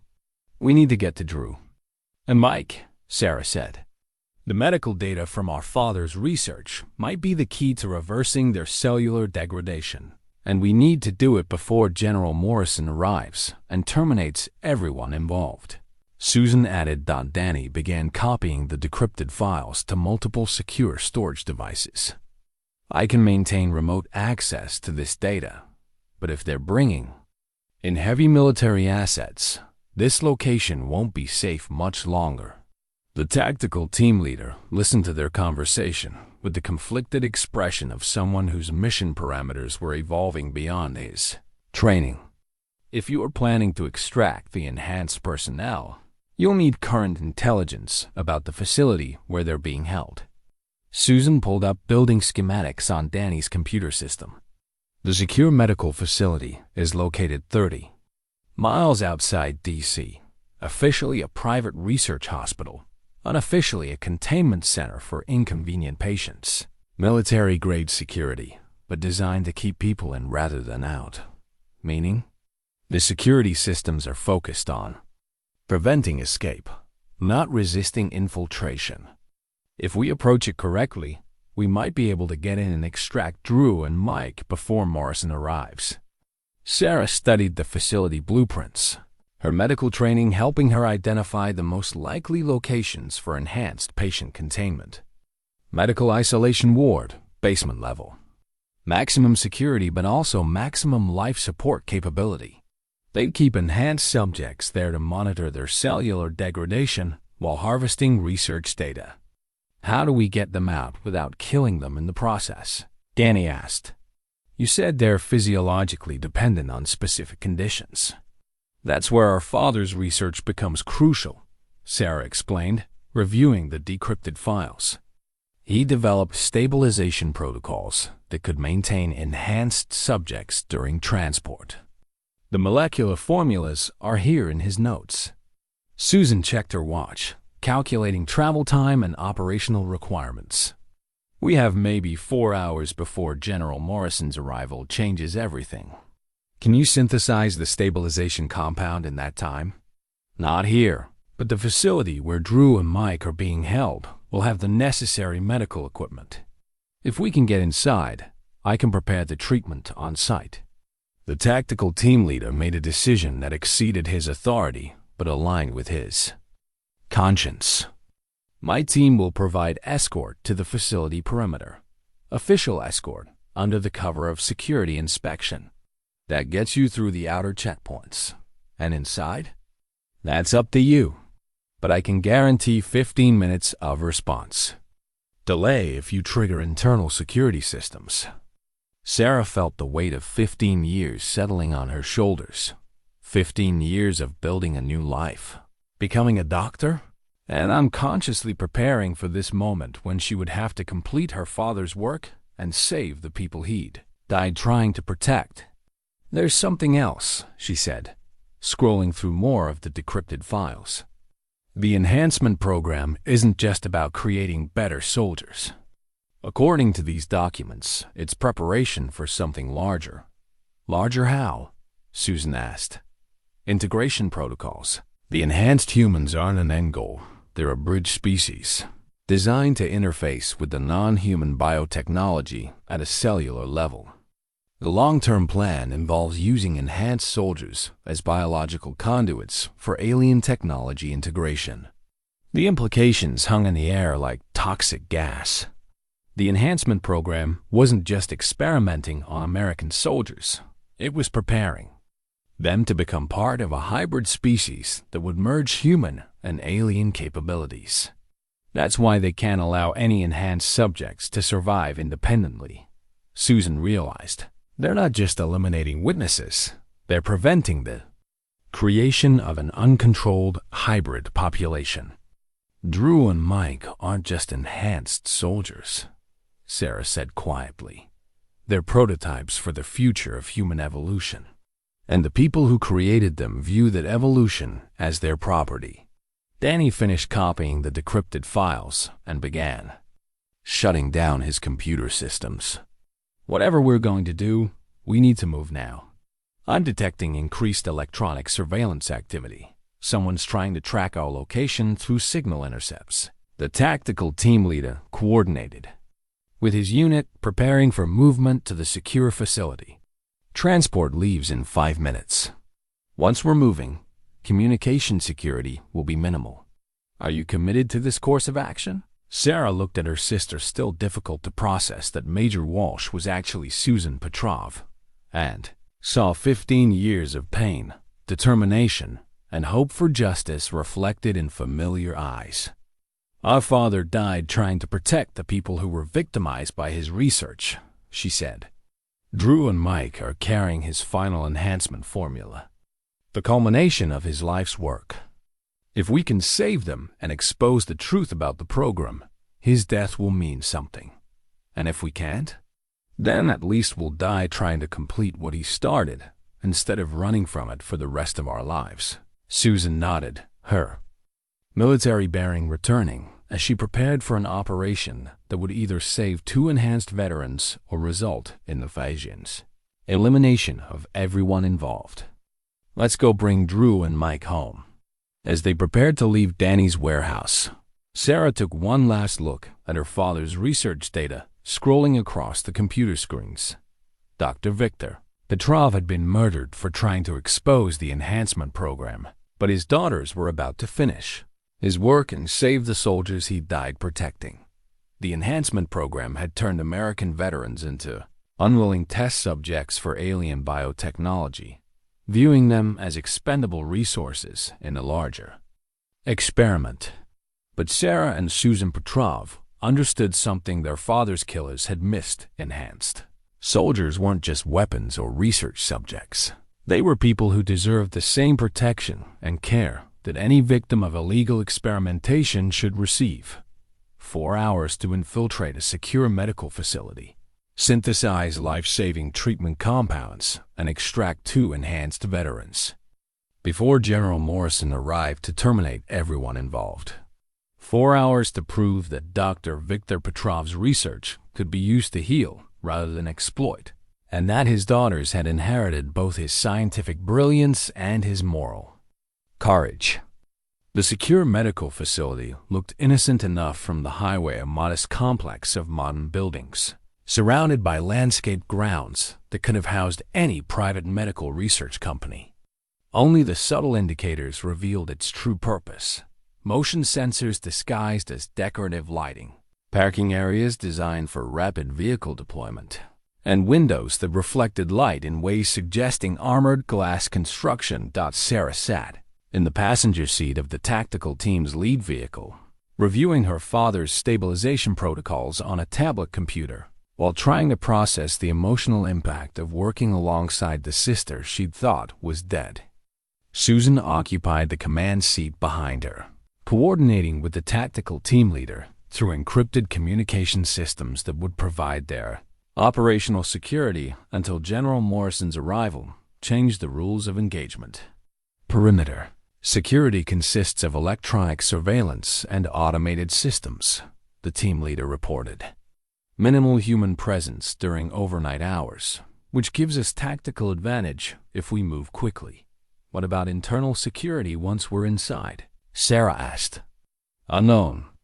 The facility operates under medical research protocols rather than military detention standards, so security will be designed around preventing patient escape rather than resisting infiltration. But enhanced subjects represent high-value assets. They'll be monitored continuously. Sarah studied the building schematics Susan had provided, identifying the most likely locations for medical isolation wards and life support systems. Her father's research notes indicated that enhanced subjects required specific environmental conditions to prevent cellular degradation, control temperature, humidity, and electromagnetic field parameters that would narrow their possible locations within the facility. Basement level, eastern wing, she concluded. Maximum security, but also maximum life support capability. They'd keep Drew and Mike there for continuous monitoring while documenting the progression of their cellular breakdown. How long do we have once we're inside? Sarah ran calculations based on the cellular degradation rates she'd observed in the blood samples. Drew's condition was more advanced than Mike's when I last examined them. If they haven't received stabilization treatment, Drew might have days before permanent organ damage. Mike might have a week. And with stabilization treatment, complete reversal of the enhancement process, assuming we can synthesize the compounds correctly and administer them before cellular systems collapse entirely. The tactical team's convoy approached the facility's outer perimeter, their government identification and security credentials providing access through automated checkpoints. Sarah felt her heart racing as they passed through layers of security that separated the enhanced veterans from any hope of rescue. Remember, Susan said quietly, once we're inside, we have maybe 20 minutes before facility security realizes this isn't a routine inspection. The extraction has to be surgical. Get in, stabilize Drew and Mike for transport, and get out before reinforcements arrive. Sarah nodded, but her attention was focused on the medical equipment they'd need to synthesize her father's stabilization compounds. The facility would have standard pharmaceutical preparation systems, but creating the specific molecular structures required for enhancement reversal would push those systems beyond their designed parameters. There's another issue, she said, reviewing the research protocols. The stabilization process isn't just medical, it's psychological. Enhanced subjects develop neurological dependencies on their enhanced state. Reversing the process too quickly could cause severe psychological trauma or complete mental breakdown. Are you saying we might save their bodies but destroy their minds? I'm saying the enhancement process changes people at fundamental levels, and reversing those changes requires careful management of both physiological and psychological transitions. The convoy reached the main facility entrance, where security personnel conducted routine credential verification while the tactical team maintained their cover as military inspectors. Sarah could see medical staff moving through illuminated corridors, unaware that they were about to become witnesses to either a rescue operation or a catastrophic security breach. Target location confirmed, the tactical team leader reported. Enhanced subjects are being held in basement isolation ward. Continuous medical monitoring, armed security presence. Armed security watching hospital patients? Armed security watching high-value military assets, Susan corrected grimly. Drew and Mike aren't patients anymore. They're research specimens being prepared for termination and dissection. Sarah felt cold fury building in her chest as she contemplated the systematic dehumanization of soldiers who'd served their country faithfully. The enhancement program had reduced American veterans to the status of laboratory animals, valuable only for the research data their deaths would provide. Medical preparation area is adjacent to the isolation ward, she observed, studying the facility schematics. I can synthesize the stabilization compounds while the tactical team secures Drew and Mike, but I'll need 15 minutes of uninterrupted work time. 15 minutes is a long time during a facility breach. It's also the minimum time required. to prepare compounds that won't kill them during the enhancement reversal process. The tactical team leader coordinated final preparations while their convoy moved through the facility's inner security perimeter. Objective locations confirmed. Enhanced subjects in isolation ward. Medical preparation area adjacent. Security. Presence minimal but well-positioned. Rules of engagement non-lethal force preferred. But enhanced subject safety takes priority over all other considerations. Sarah appreciated the tactical team's commitment to protecting Drew and Mike, but she understood that facility security would have different priorities. Once the extraction began, they would face opposition from people who viewed enhanced soldiers as military assets too valuable to lose. "There's something else," she said, reviewing additional files from her father's research. The enhancement process creates physiological bonds between enhanced subjects. Drew and Mike's cellular systems have synchronized. Their enhanced metabolisms are operating in harmony with each other. What does that mean for extraction? It means we need to extract them together. Separating them could trigger cellular collapse in both subjects, even with stabilization treatment. Susan absorbed this information with the tactical flexibility of someone trained to adapt mission parameters to evolving circumstances. Synchronized extraction. More complex, but manageable. The convoy reached the facility's main entrance, where administrative personnel conducted routine check-in procedures while the tactical team reviewed building layouts and security protocols. Sarah could feel the weight of her father's research in the tablet she carried, understanding that the next hour would determine whether 15 years of his work would be used to heal or to eliminate the soldiers he died trying to protect. Facility. Staff consists of medical researchers, security personnel, and administrative support. The tactical team leader reported. Most personnel are legitimate medical professionals who may not understand the true nature of the enhancement program, meaning we avoid civilian casualties while extracting enhanced subjects from people who may be trying to help them, meaning we navigate a complex ethical situation while operating under severe time constraints. Sarah looked around at the tactical team members, noting their professional competence and moral commitment to protecting American soldiers. These were people who understood duty and sacrifice, who would risk their careers and lives to prevent the execution of enhanced veterans. Medical equipment inventory confirmed, she reported after reviewing facility specifications. Standard pharmaceutical synthesis capability, adequate for basic compound preparation. I can work with what they have. Compound preparation time? 12 minutes for basic stabilization. Additional 3 minutes for enhancement reversal protocols. Total 15 minutes if everything goes perfectly. And if things don't go perfectly? Sarah thought about her father's research, about the enhanced veterans dying of cellular degradation, about the government officials who viewed American soldiers as expendable test subjects. If things don't go perfectly, Drew and Mike die from enhancement complications while we're fighting facility security. The enhancement program continues operating in secret, victimizing more soldiers.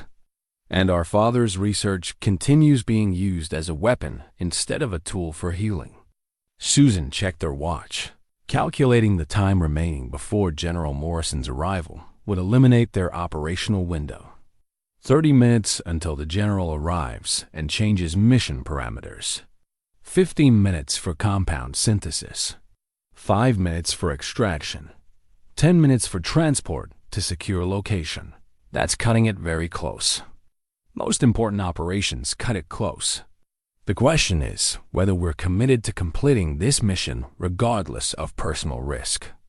Sarah looked at her sister, still strange to think of Major Walsh as family, and saw 15 years of pain, determination, and hope for justice reflected in eyes that looked remarkably like their father's. Drew and Mike volunteered to serve their country, she said quietly. They didn't volunteer to be murdered to protect classified programs. If we can save them and expose the truth about the enhancement program. We honor both their service and our father's sacrifice. The tactical team leader coordinated final approach procedures while Sarah prepared the medical equipment she'd need for compound synthesis. In a few minutes, they would either save 2 enhanced veterans and expose a decades-old conspiracy, or they would become additional casualties in a program that viewed American soldiers as expendable resources. Either way, Dr. Viktor Petrov's daughters were about to complete the work that had cost him his life 15 years earlier.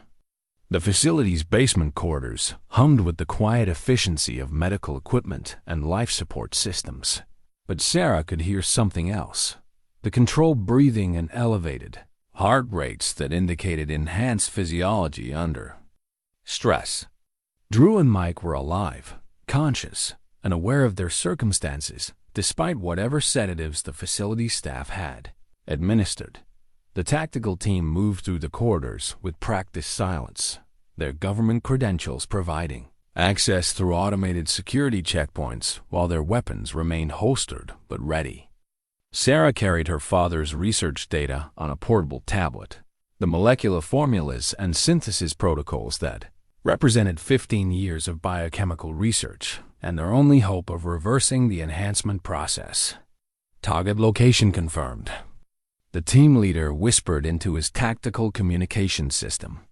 Enhanced subjects located in an isolation ward beta, continuous medical monitoring, minimal security presence. Sarah could see the isolation ward through reinforced windows, 2 hospital beds, surrounded by sophisticated life support equipment, with Drew and Mike connected to monitoring systems that tracked every aspect of their enhanced physiology. Both men looked worse than when she'd last seen them, their conditions clearly deteriorating despite whatever medical support the facility was providing. "They're dying," she whispered, studying the monitor readings visible through the observation window. Their enhanced metabolisms are consuming their bodies faster than the facility can provide nutritional support. "How long do they have?" "Hours, maybe less. The cellular degradation is accelerating. Their enhanced systems are starting to cannibalize healthy tissue to maintain critical functions." Susan coordinated with the tactical team while Sarah reviewed the medical equipment available in the adjacent preparation area. Standard pharmaceutical synthesis systems, adequate for basic compound preparation. But she would need to modify the equipment to produce the specific molecular structures required for enhancement stabilization. "Security presence is lighter than expected," Susan reported. "The facility relies primarily on electronic surveillance and automated systems rather than human guards." "That makes sense if they're planning to terminate the enhanced subjects anyway," Sarah realized grimly. "No point in maintaining expensive security for patients scheduled for elimination." The tactical team leader checked his watch, calculating. Time remaining before General Morrison's arrival would change their operational parameters. 25 minutes until the general arrives. Medical preparation time estimated at 15 minutes. Extraction time 5 minutes. Very narrow margin for error. Sarah entered the medical preparation area and began modifying the pharmaceutical synthesis equipment according to her father's protocols. The molecular structures required for enhancement stabilization were complex, requiring precise temperature and pressure conditions that pushed the standard equipment beyond its design specifications. "Beginning compound synthesis," she announced. Beginning the delicate process of creating the chemicals that could save Drew and Mike's lives while reversing their enhancement modifications. Meanwhile, Susan and the tactical team accessed the isolation ward, their government credentials overriding the electronic security systems that protected enhanced subjects from unauthorized contact. Drew and Mike were awake but heavily sedated. They're enhanced awareness struggling against pharmaceutical suppression, designed to keep them manageable during their final days. "Drew, Mike, it's Major Walsh," Susan said quietly, approaching their beds while the tactical team established security positions. "We're here to get you out." Drew's eyes focused with difficulty, his enhanced intelligence fighting through the sedative haze. Walsh, how did you find us? Dr. Chun has been working to reverse your enhancement modifications. We have the medical protocols to stabilize your conditions and get you out of here safely. Mike stirred on his hospital bed, his enhanced hearing detecting sounds of activity in the medical preparation area. Sarah's here? Thank God. I thought they were going to let us die from these complications. They weren't planning to let you die from complications, Susan said grimly. They were planning to terminate you before the complications became unmanageable. Your deaths were scheduled for tomorrow morning. The weight of this revelation settled over both enhanced veterans. Like a physical burden, they'd suspected that their medical treatment was actually preparation for elimination. But hearing it confirmed by someone they trusted brought the reality into sharp focus. The enhancement process, can it be reversed? Drew asked. Sarah is synthesizing the stabilization compounds now. According to her father's research, the enhancement modifications can be reversed completely. But the process requires careful medical supervision to prevent psychological trauma. In the medical preparation area, Sarah worked with focused intensity, monitoring temperature and pressure readings, while the pharmaceutical synthesis equipment produced the complex molecular structures required for enhancement reversal. Her father's protocols were precise but demanding, requiring adjustments for each individual enhanced subject based on their specific physiological parameters. Compound synthesis at 60% completion, she announced through her communication system. 10 minutes remaining for full stabilization protocol. The tactical team leader monitored facility security systems while coordinating with his team members positioned throughout the basement level. Facility security shows routine status, no indication of unauthorized activity. Electronic surveillance systems are being managed remotely to show normal operations. But Sarah could hear something troubling in the facility's ambient sounds. Additional vehicles arriving in the parking areas, radio chatter from security personnel, and the mechanical sounds of elevator systems carrying people to basement levels. We may have company, she warned, continuing her synthesis work while monitoring the facility's changing activity patterns. Susan checked her watch, calculating time remaining before their operational window closed. General Morrison's early arrival would explain increased facility activity. We may have less time than anticipated. Drew attempted to sit up on his hospital bed, his enhanced strength struggling against the restraint systems designed to keep him immobilized during medical procedures. If Morrison's here, this becomes a combat situation. You need to get Sarah out of here before. His words were cut off by the sound of multiple vehicles arriving in the facility's parking areas, followed by radio communications indicating the arrival of military personnel with termination authority.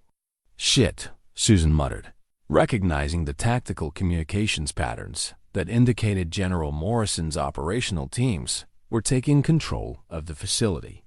Morrison's here with a full military detachment.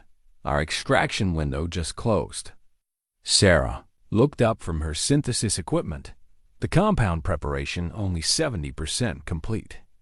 I need 8 more minutes to finish the stabilization protocols. Without complete synthesis, attempting enhancement reversal could kill them. We don't have 8 minutes, the tactical team leader reported. Military detachment is entering the facility now, heading directly for basement levels. Estimated arrival time at our location 3 minutes. The tactical team took defensive positions while Sarah continued her synthesis work, understanding that their mission had evolved from medical extraction to combat situation. General Morrison's early arrival meant they would have to fight their way out while protecting enhanced subjects who were too weak to defend themselves. Sarah, can you synthesize enough compound for basic stabilization? Susan asked. Something that will keep them alive during transport without completing the full enhancement reversal? Partial synthesis might prevent immediate cellular collapse, but without complete stabilization, they'll continue deteriorating. It buys time, not permanent solution. Time is all we need right now. Finish what you can in the next 2 minutes. Then we extract everyone and complete the treatment at a secure location. Sarah modified her synthesis protocols for rapid compound production, sacrificing the complete enhancement reversal for basic life support that would keep Drew and Mike alive during transport. It wasn't ideal, but it was their only option given. The tactical situation. Partial stabilization compound ready, she announced, filling syringes with the clear liquid that represented hours of synthesis work and 15 years of her father's research. This will prevent immediate cellular collapse and give us maybe 12 hours to complete the full treatment. The sound of military boots echoed through the basement corridors as General Morrison's detachment approached their location. Susan and the tactical team prepared for what would either be a successful extraction or the final confrontation in a 15-year investigation into illegal human experimentation. Drew, Mike, we're going to administer stabilization treatment and then extract you from this facility, Sarah announced, entering the isolation ward with syringes containing the compounds that could save their lives. The treatment will cause temporary disorientation, but it will stop the cellular degradation. Drew nodded, his enhanced intelligence understanding the risks and benefits despite his weakened condition. Do it. Whatever happens, don't let them use our bodies for more research. Sarah administered the stabilization compounds while Susan coordinated defensive positions with the tactical team. In 30 seconds, General Morrison's forces would reach their location, and they would discover whether loyalty to fellow American soldiers outweighed loyalty to classified programs that viewed enhanced veterans as expendable assets. General Morrison entered the isolation ward with the confident stride of someone who'd spent 30 years commanding military operations that never appeared in official records. He was younger than Sarah had expected, probably late 50s, with the kind of professionally maintained appearance that suggested access to resources and technologies beyond standard military budgeting. His eyes held the calculating coldness of someone who viewed enhanced soldiers as valuable assets rather than human beings. Major Walsh, Dr. Chen, you're both under arrest for espionage, theft of classified materials, and interference with national security operations, he announced. Flanked by military personnel whose weapons were trained on the tactical team that had provided escort for the extraction mission, Sarah continued monitoring Drew and Mike's vital signs as the stabilization compounds began reversing their cellular degradation, but she could see that the partial treatment was already showing positive effects. Both enhanced veterans were becoming more alert and responsive, their enhanced metabolisms beginning to stabilize under the influence of her father's molecular protocols. General Morrison, Susan replied, her military bearing unchanged despite being held at gunpoint by her fellow service members. You're presiding over illegal human experimentation that violates every principle of military medical ethics. These enhanced subjects are American soldiers who deserve protection, not termination. These enhanced subjects represent 15 years of research into biotechnology that could revolutionize American military capabilities. Their individual welfare is secondary to national security interests that exceed your security clearance.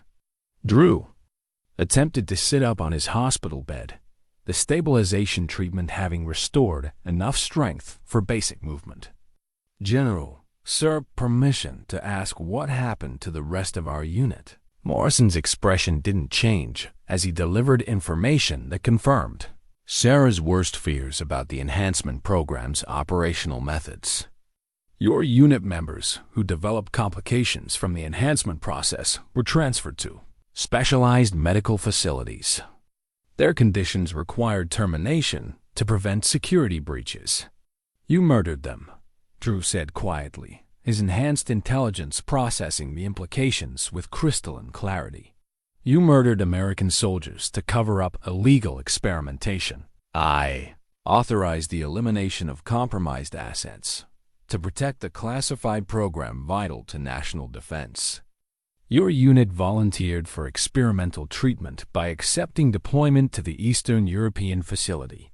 We volunteered for a reconnaissance mission, not to be used as test subjects for alien biotechnology, Mike interjected, his own enhanced awareness having processed the conversation despite his weakened condition. General Morrison paused, his professional composure slipping slightly at the mention of alien technology. Your knowledge of classified program details confirms that you represent unacceptable security risks. Dr. Chun's research into enhancement. Reversal threatens decades of biotechnology development.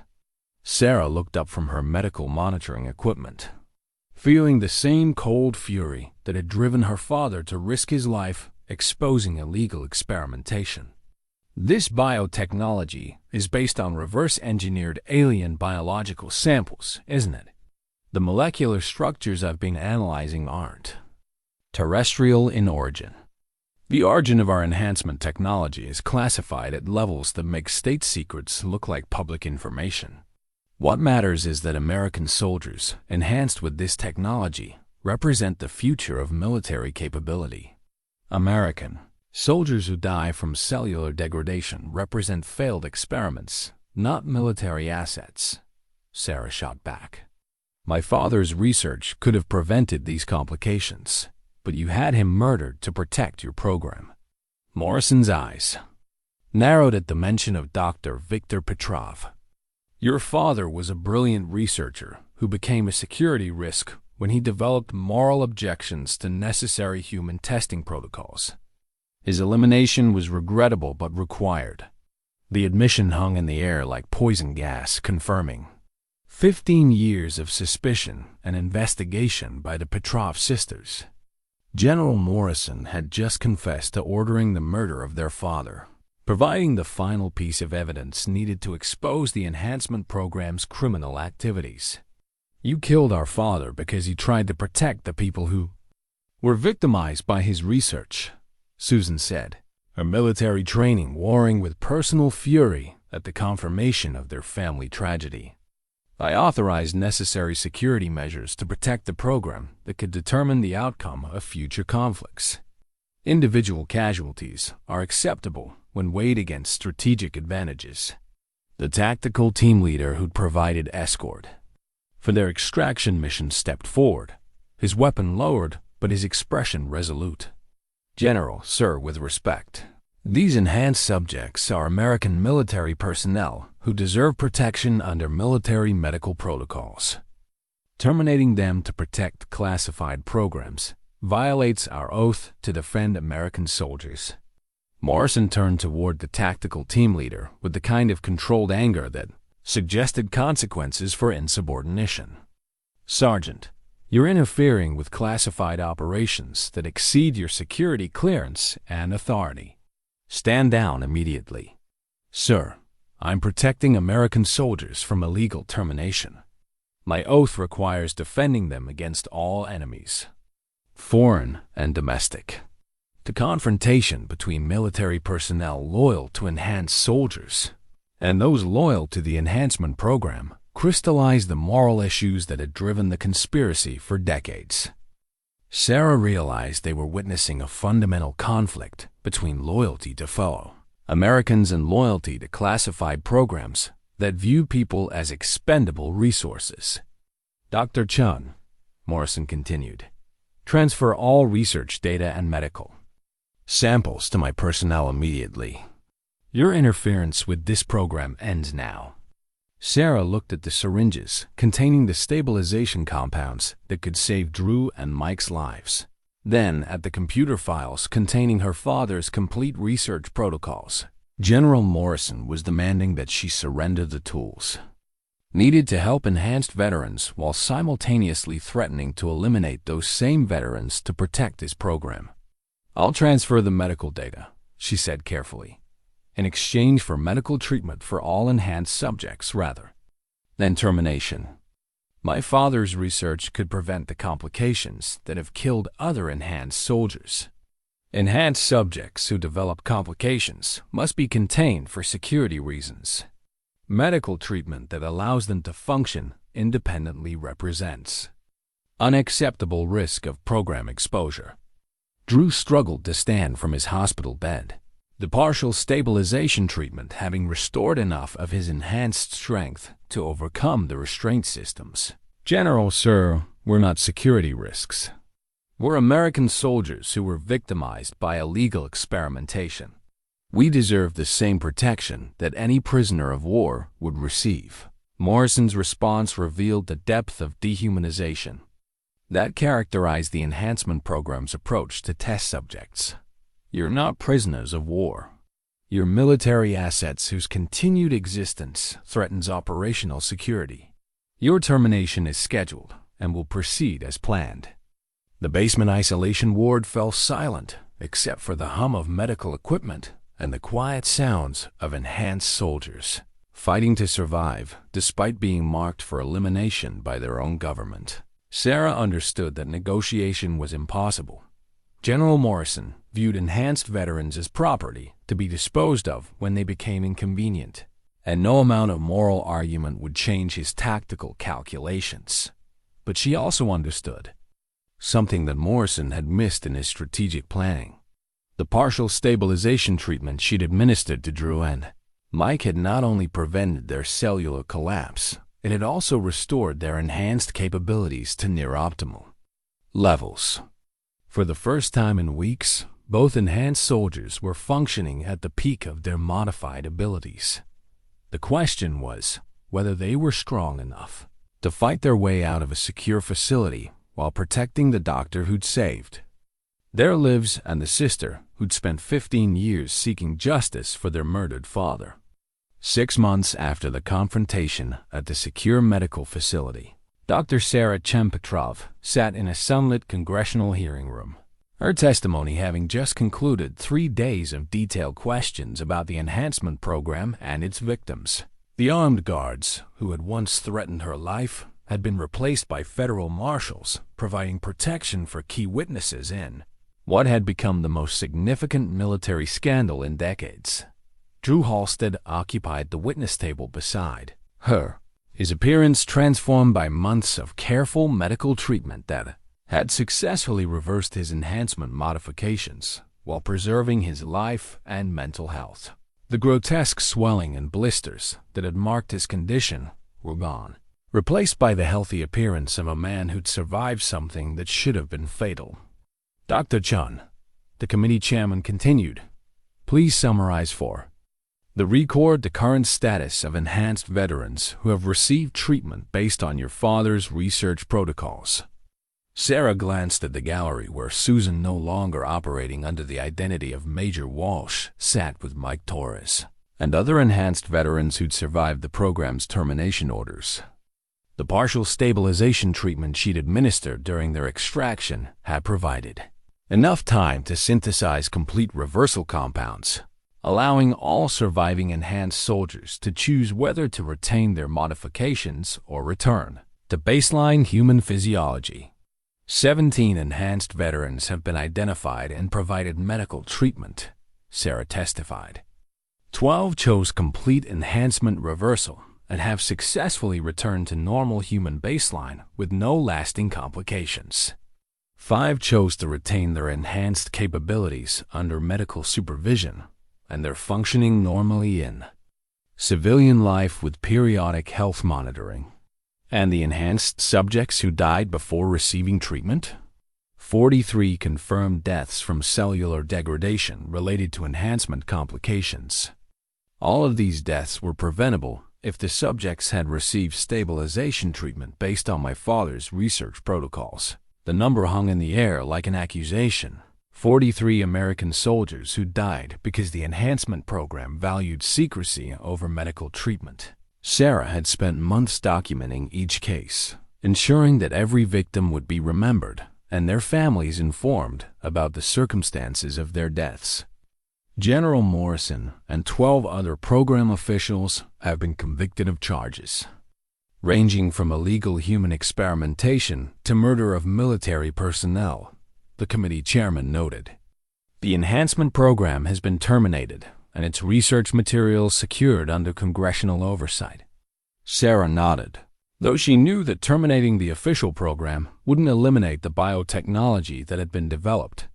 The alien-derived enhancement compounds represented a paradigm shift in human capability, and other research groups would inevitably attempt to recreate and refine the technology. However, she added, the fundamental research into biological enhancement continues under proper medical supervision and ethical oversight. My father's work has been declassified and made available to the international medical community, ensuring that future enhancement research will be conducted openly rather than in secret. After the hearing concluded, Sarah walked through the Capitol building toward the exit, where Drew was waiting beside a rental car that would take them back to civilian life. The transition from secret research and military operations to normal existence had been challenging for all of them, but it represented the freedom that 43 enhanced veterans would never experience. How does it feel? Drew asked as they drove through Washington traffic toward the airport. Knowing that your father's research is being used to help people instead of exploit them. Sarah considered the question, thinking about the medical foundation she'd established to help enhanced veterans and the research facility, where she now worked developing legitimate enhancement therapies for people with genetic disorders and degenerative diseases. It feels like completion, she said finally.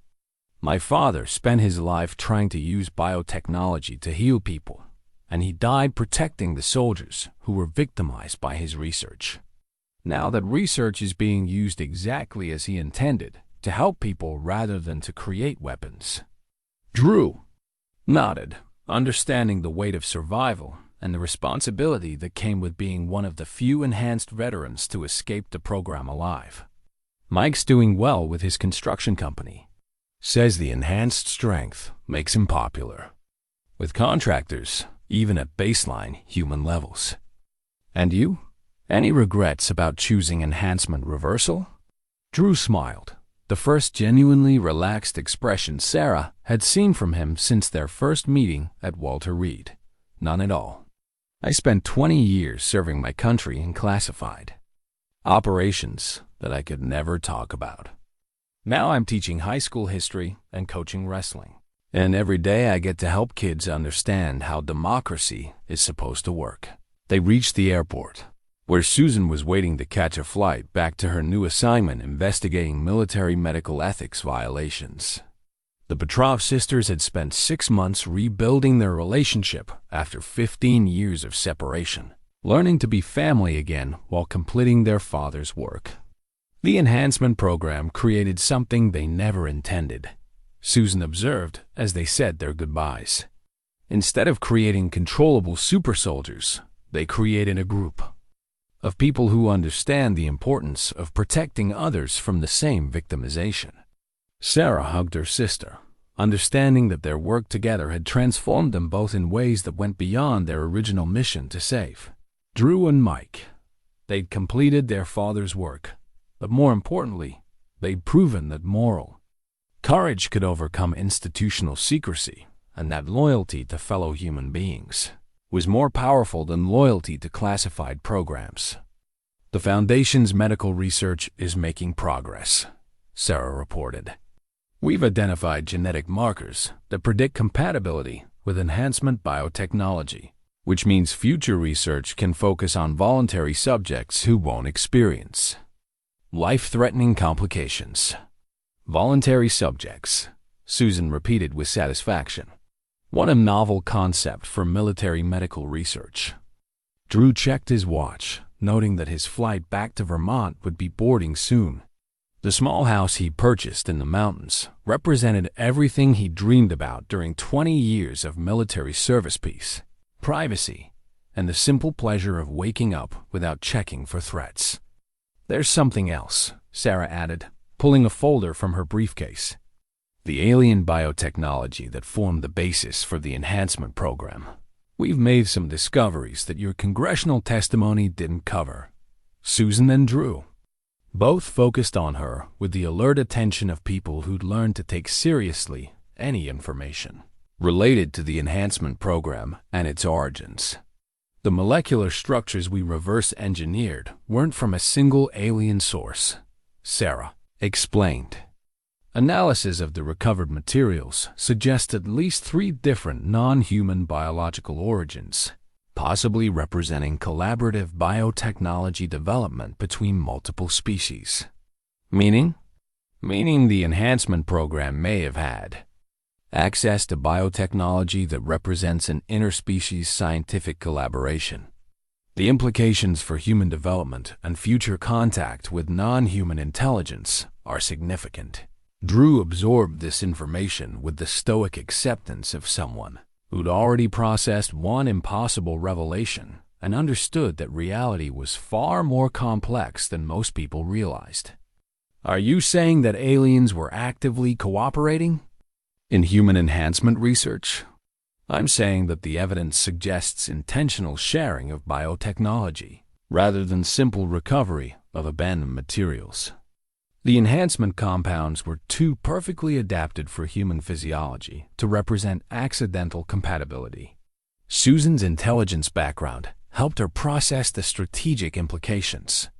If non-human intelligence was collaborating with human researchers, the enhancement program might have been preparation for something larger than military advantage.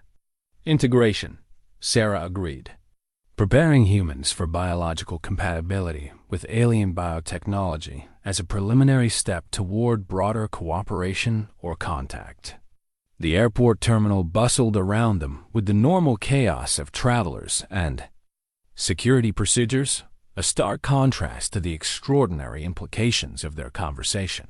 3 people who'd survived illegal human experimentation were discussing the possibility that enhanced soldiers had been designed as ambassadors for interspecies cooperation. Whatever the original purpose, Drew said finally, the program failed because it treated people as expendable resources instead of partners in whatever larger project was intended.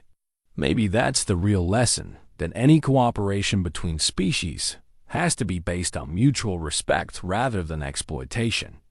Sarah smiled, recognizing her father's influence in Drew's observation. Dr. Viktor Petrov had believed that biotechnology should serve human needs rather than governmental ambitions, and his research had ultimately been vindicated by people who shared his commitment to healing rather than harming.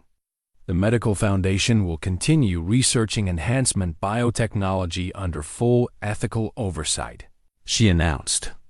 But the focus will be on treating genetic disorders and helping people with disabilities, not creating super soldiers or preparing for hypothetical alien contact.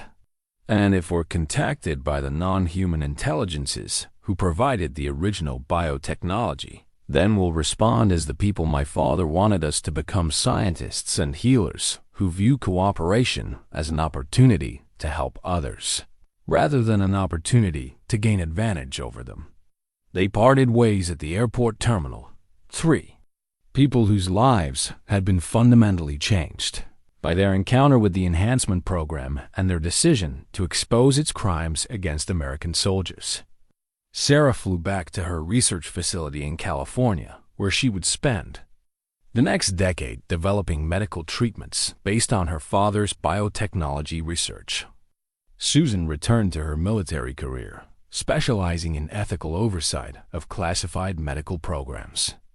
Drew went home to Vermont, where he would teach high school students about democracy, constitutional rights, and the importance of protecting people who couldn't protect themselves. 1 year later, Sarah received a package with no return address, containing a single photograph that made her hands shake as she recognized what it represented. The image showed her father, Dr. Viktor Petrov, standing beside 3 figures in a laboratory setting that looked far more advanced than anything from the Eastern European facility. The 3 figures weren't human. The photograph was accompanied by a handwritten note in her father's familiar script. Sarah, if you're reading this, then you've completed the work and saved the enhanced soldiers.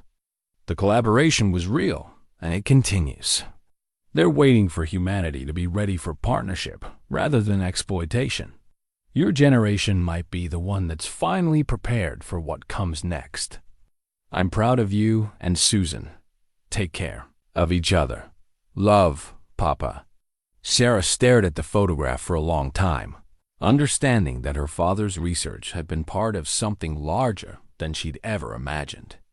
The enhancement program had failed because it treated interspecies cooperation as an opportunity for military advantage rather than mutual benefit. But the possibility of genuine collaboration remained, waiting for humans who approached alien intelligence with curiosity and respect rather than fear and exploitation.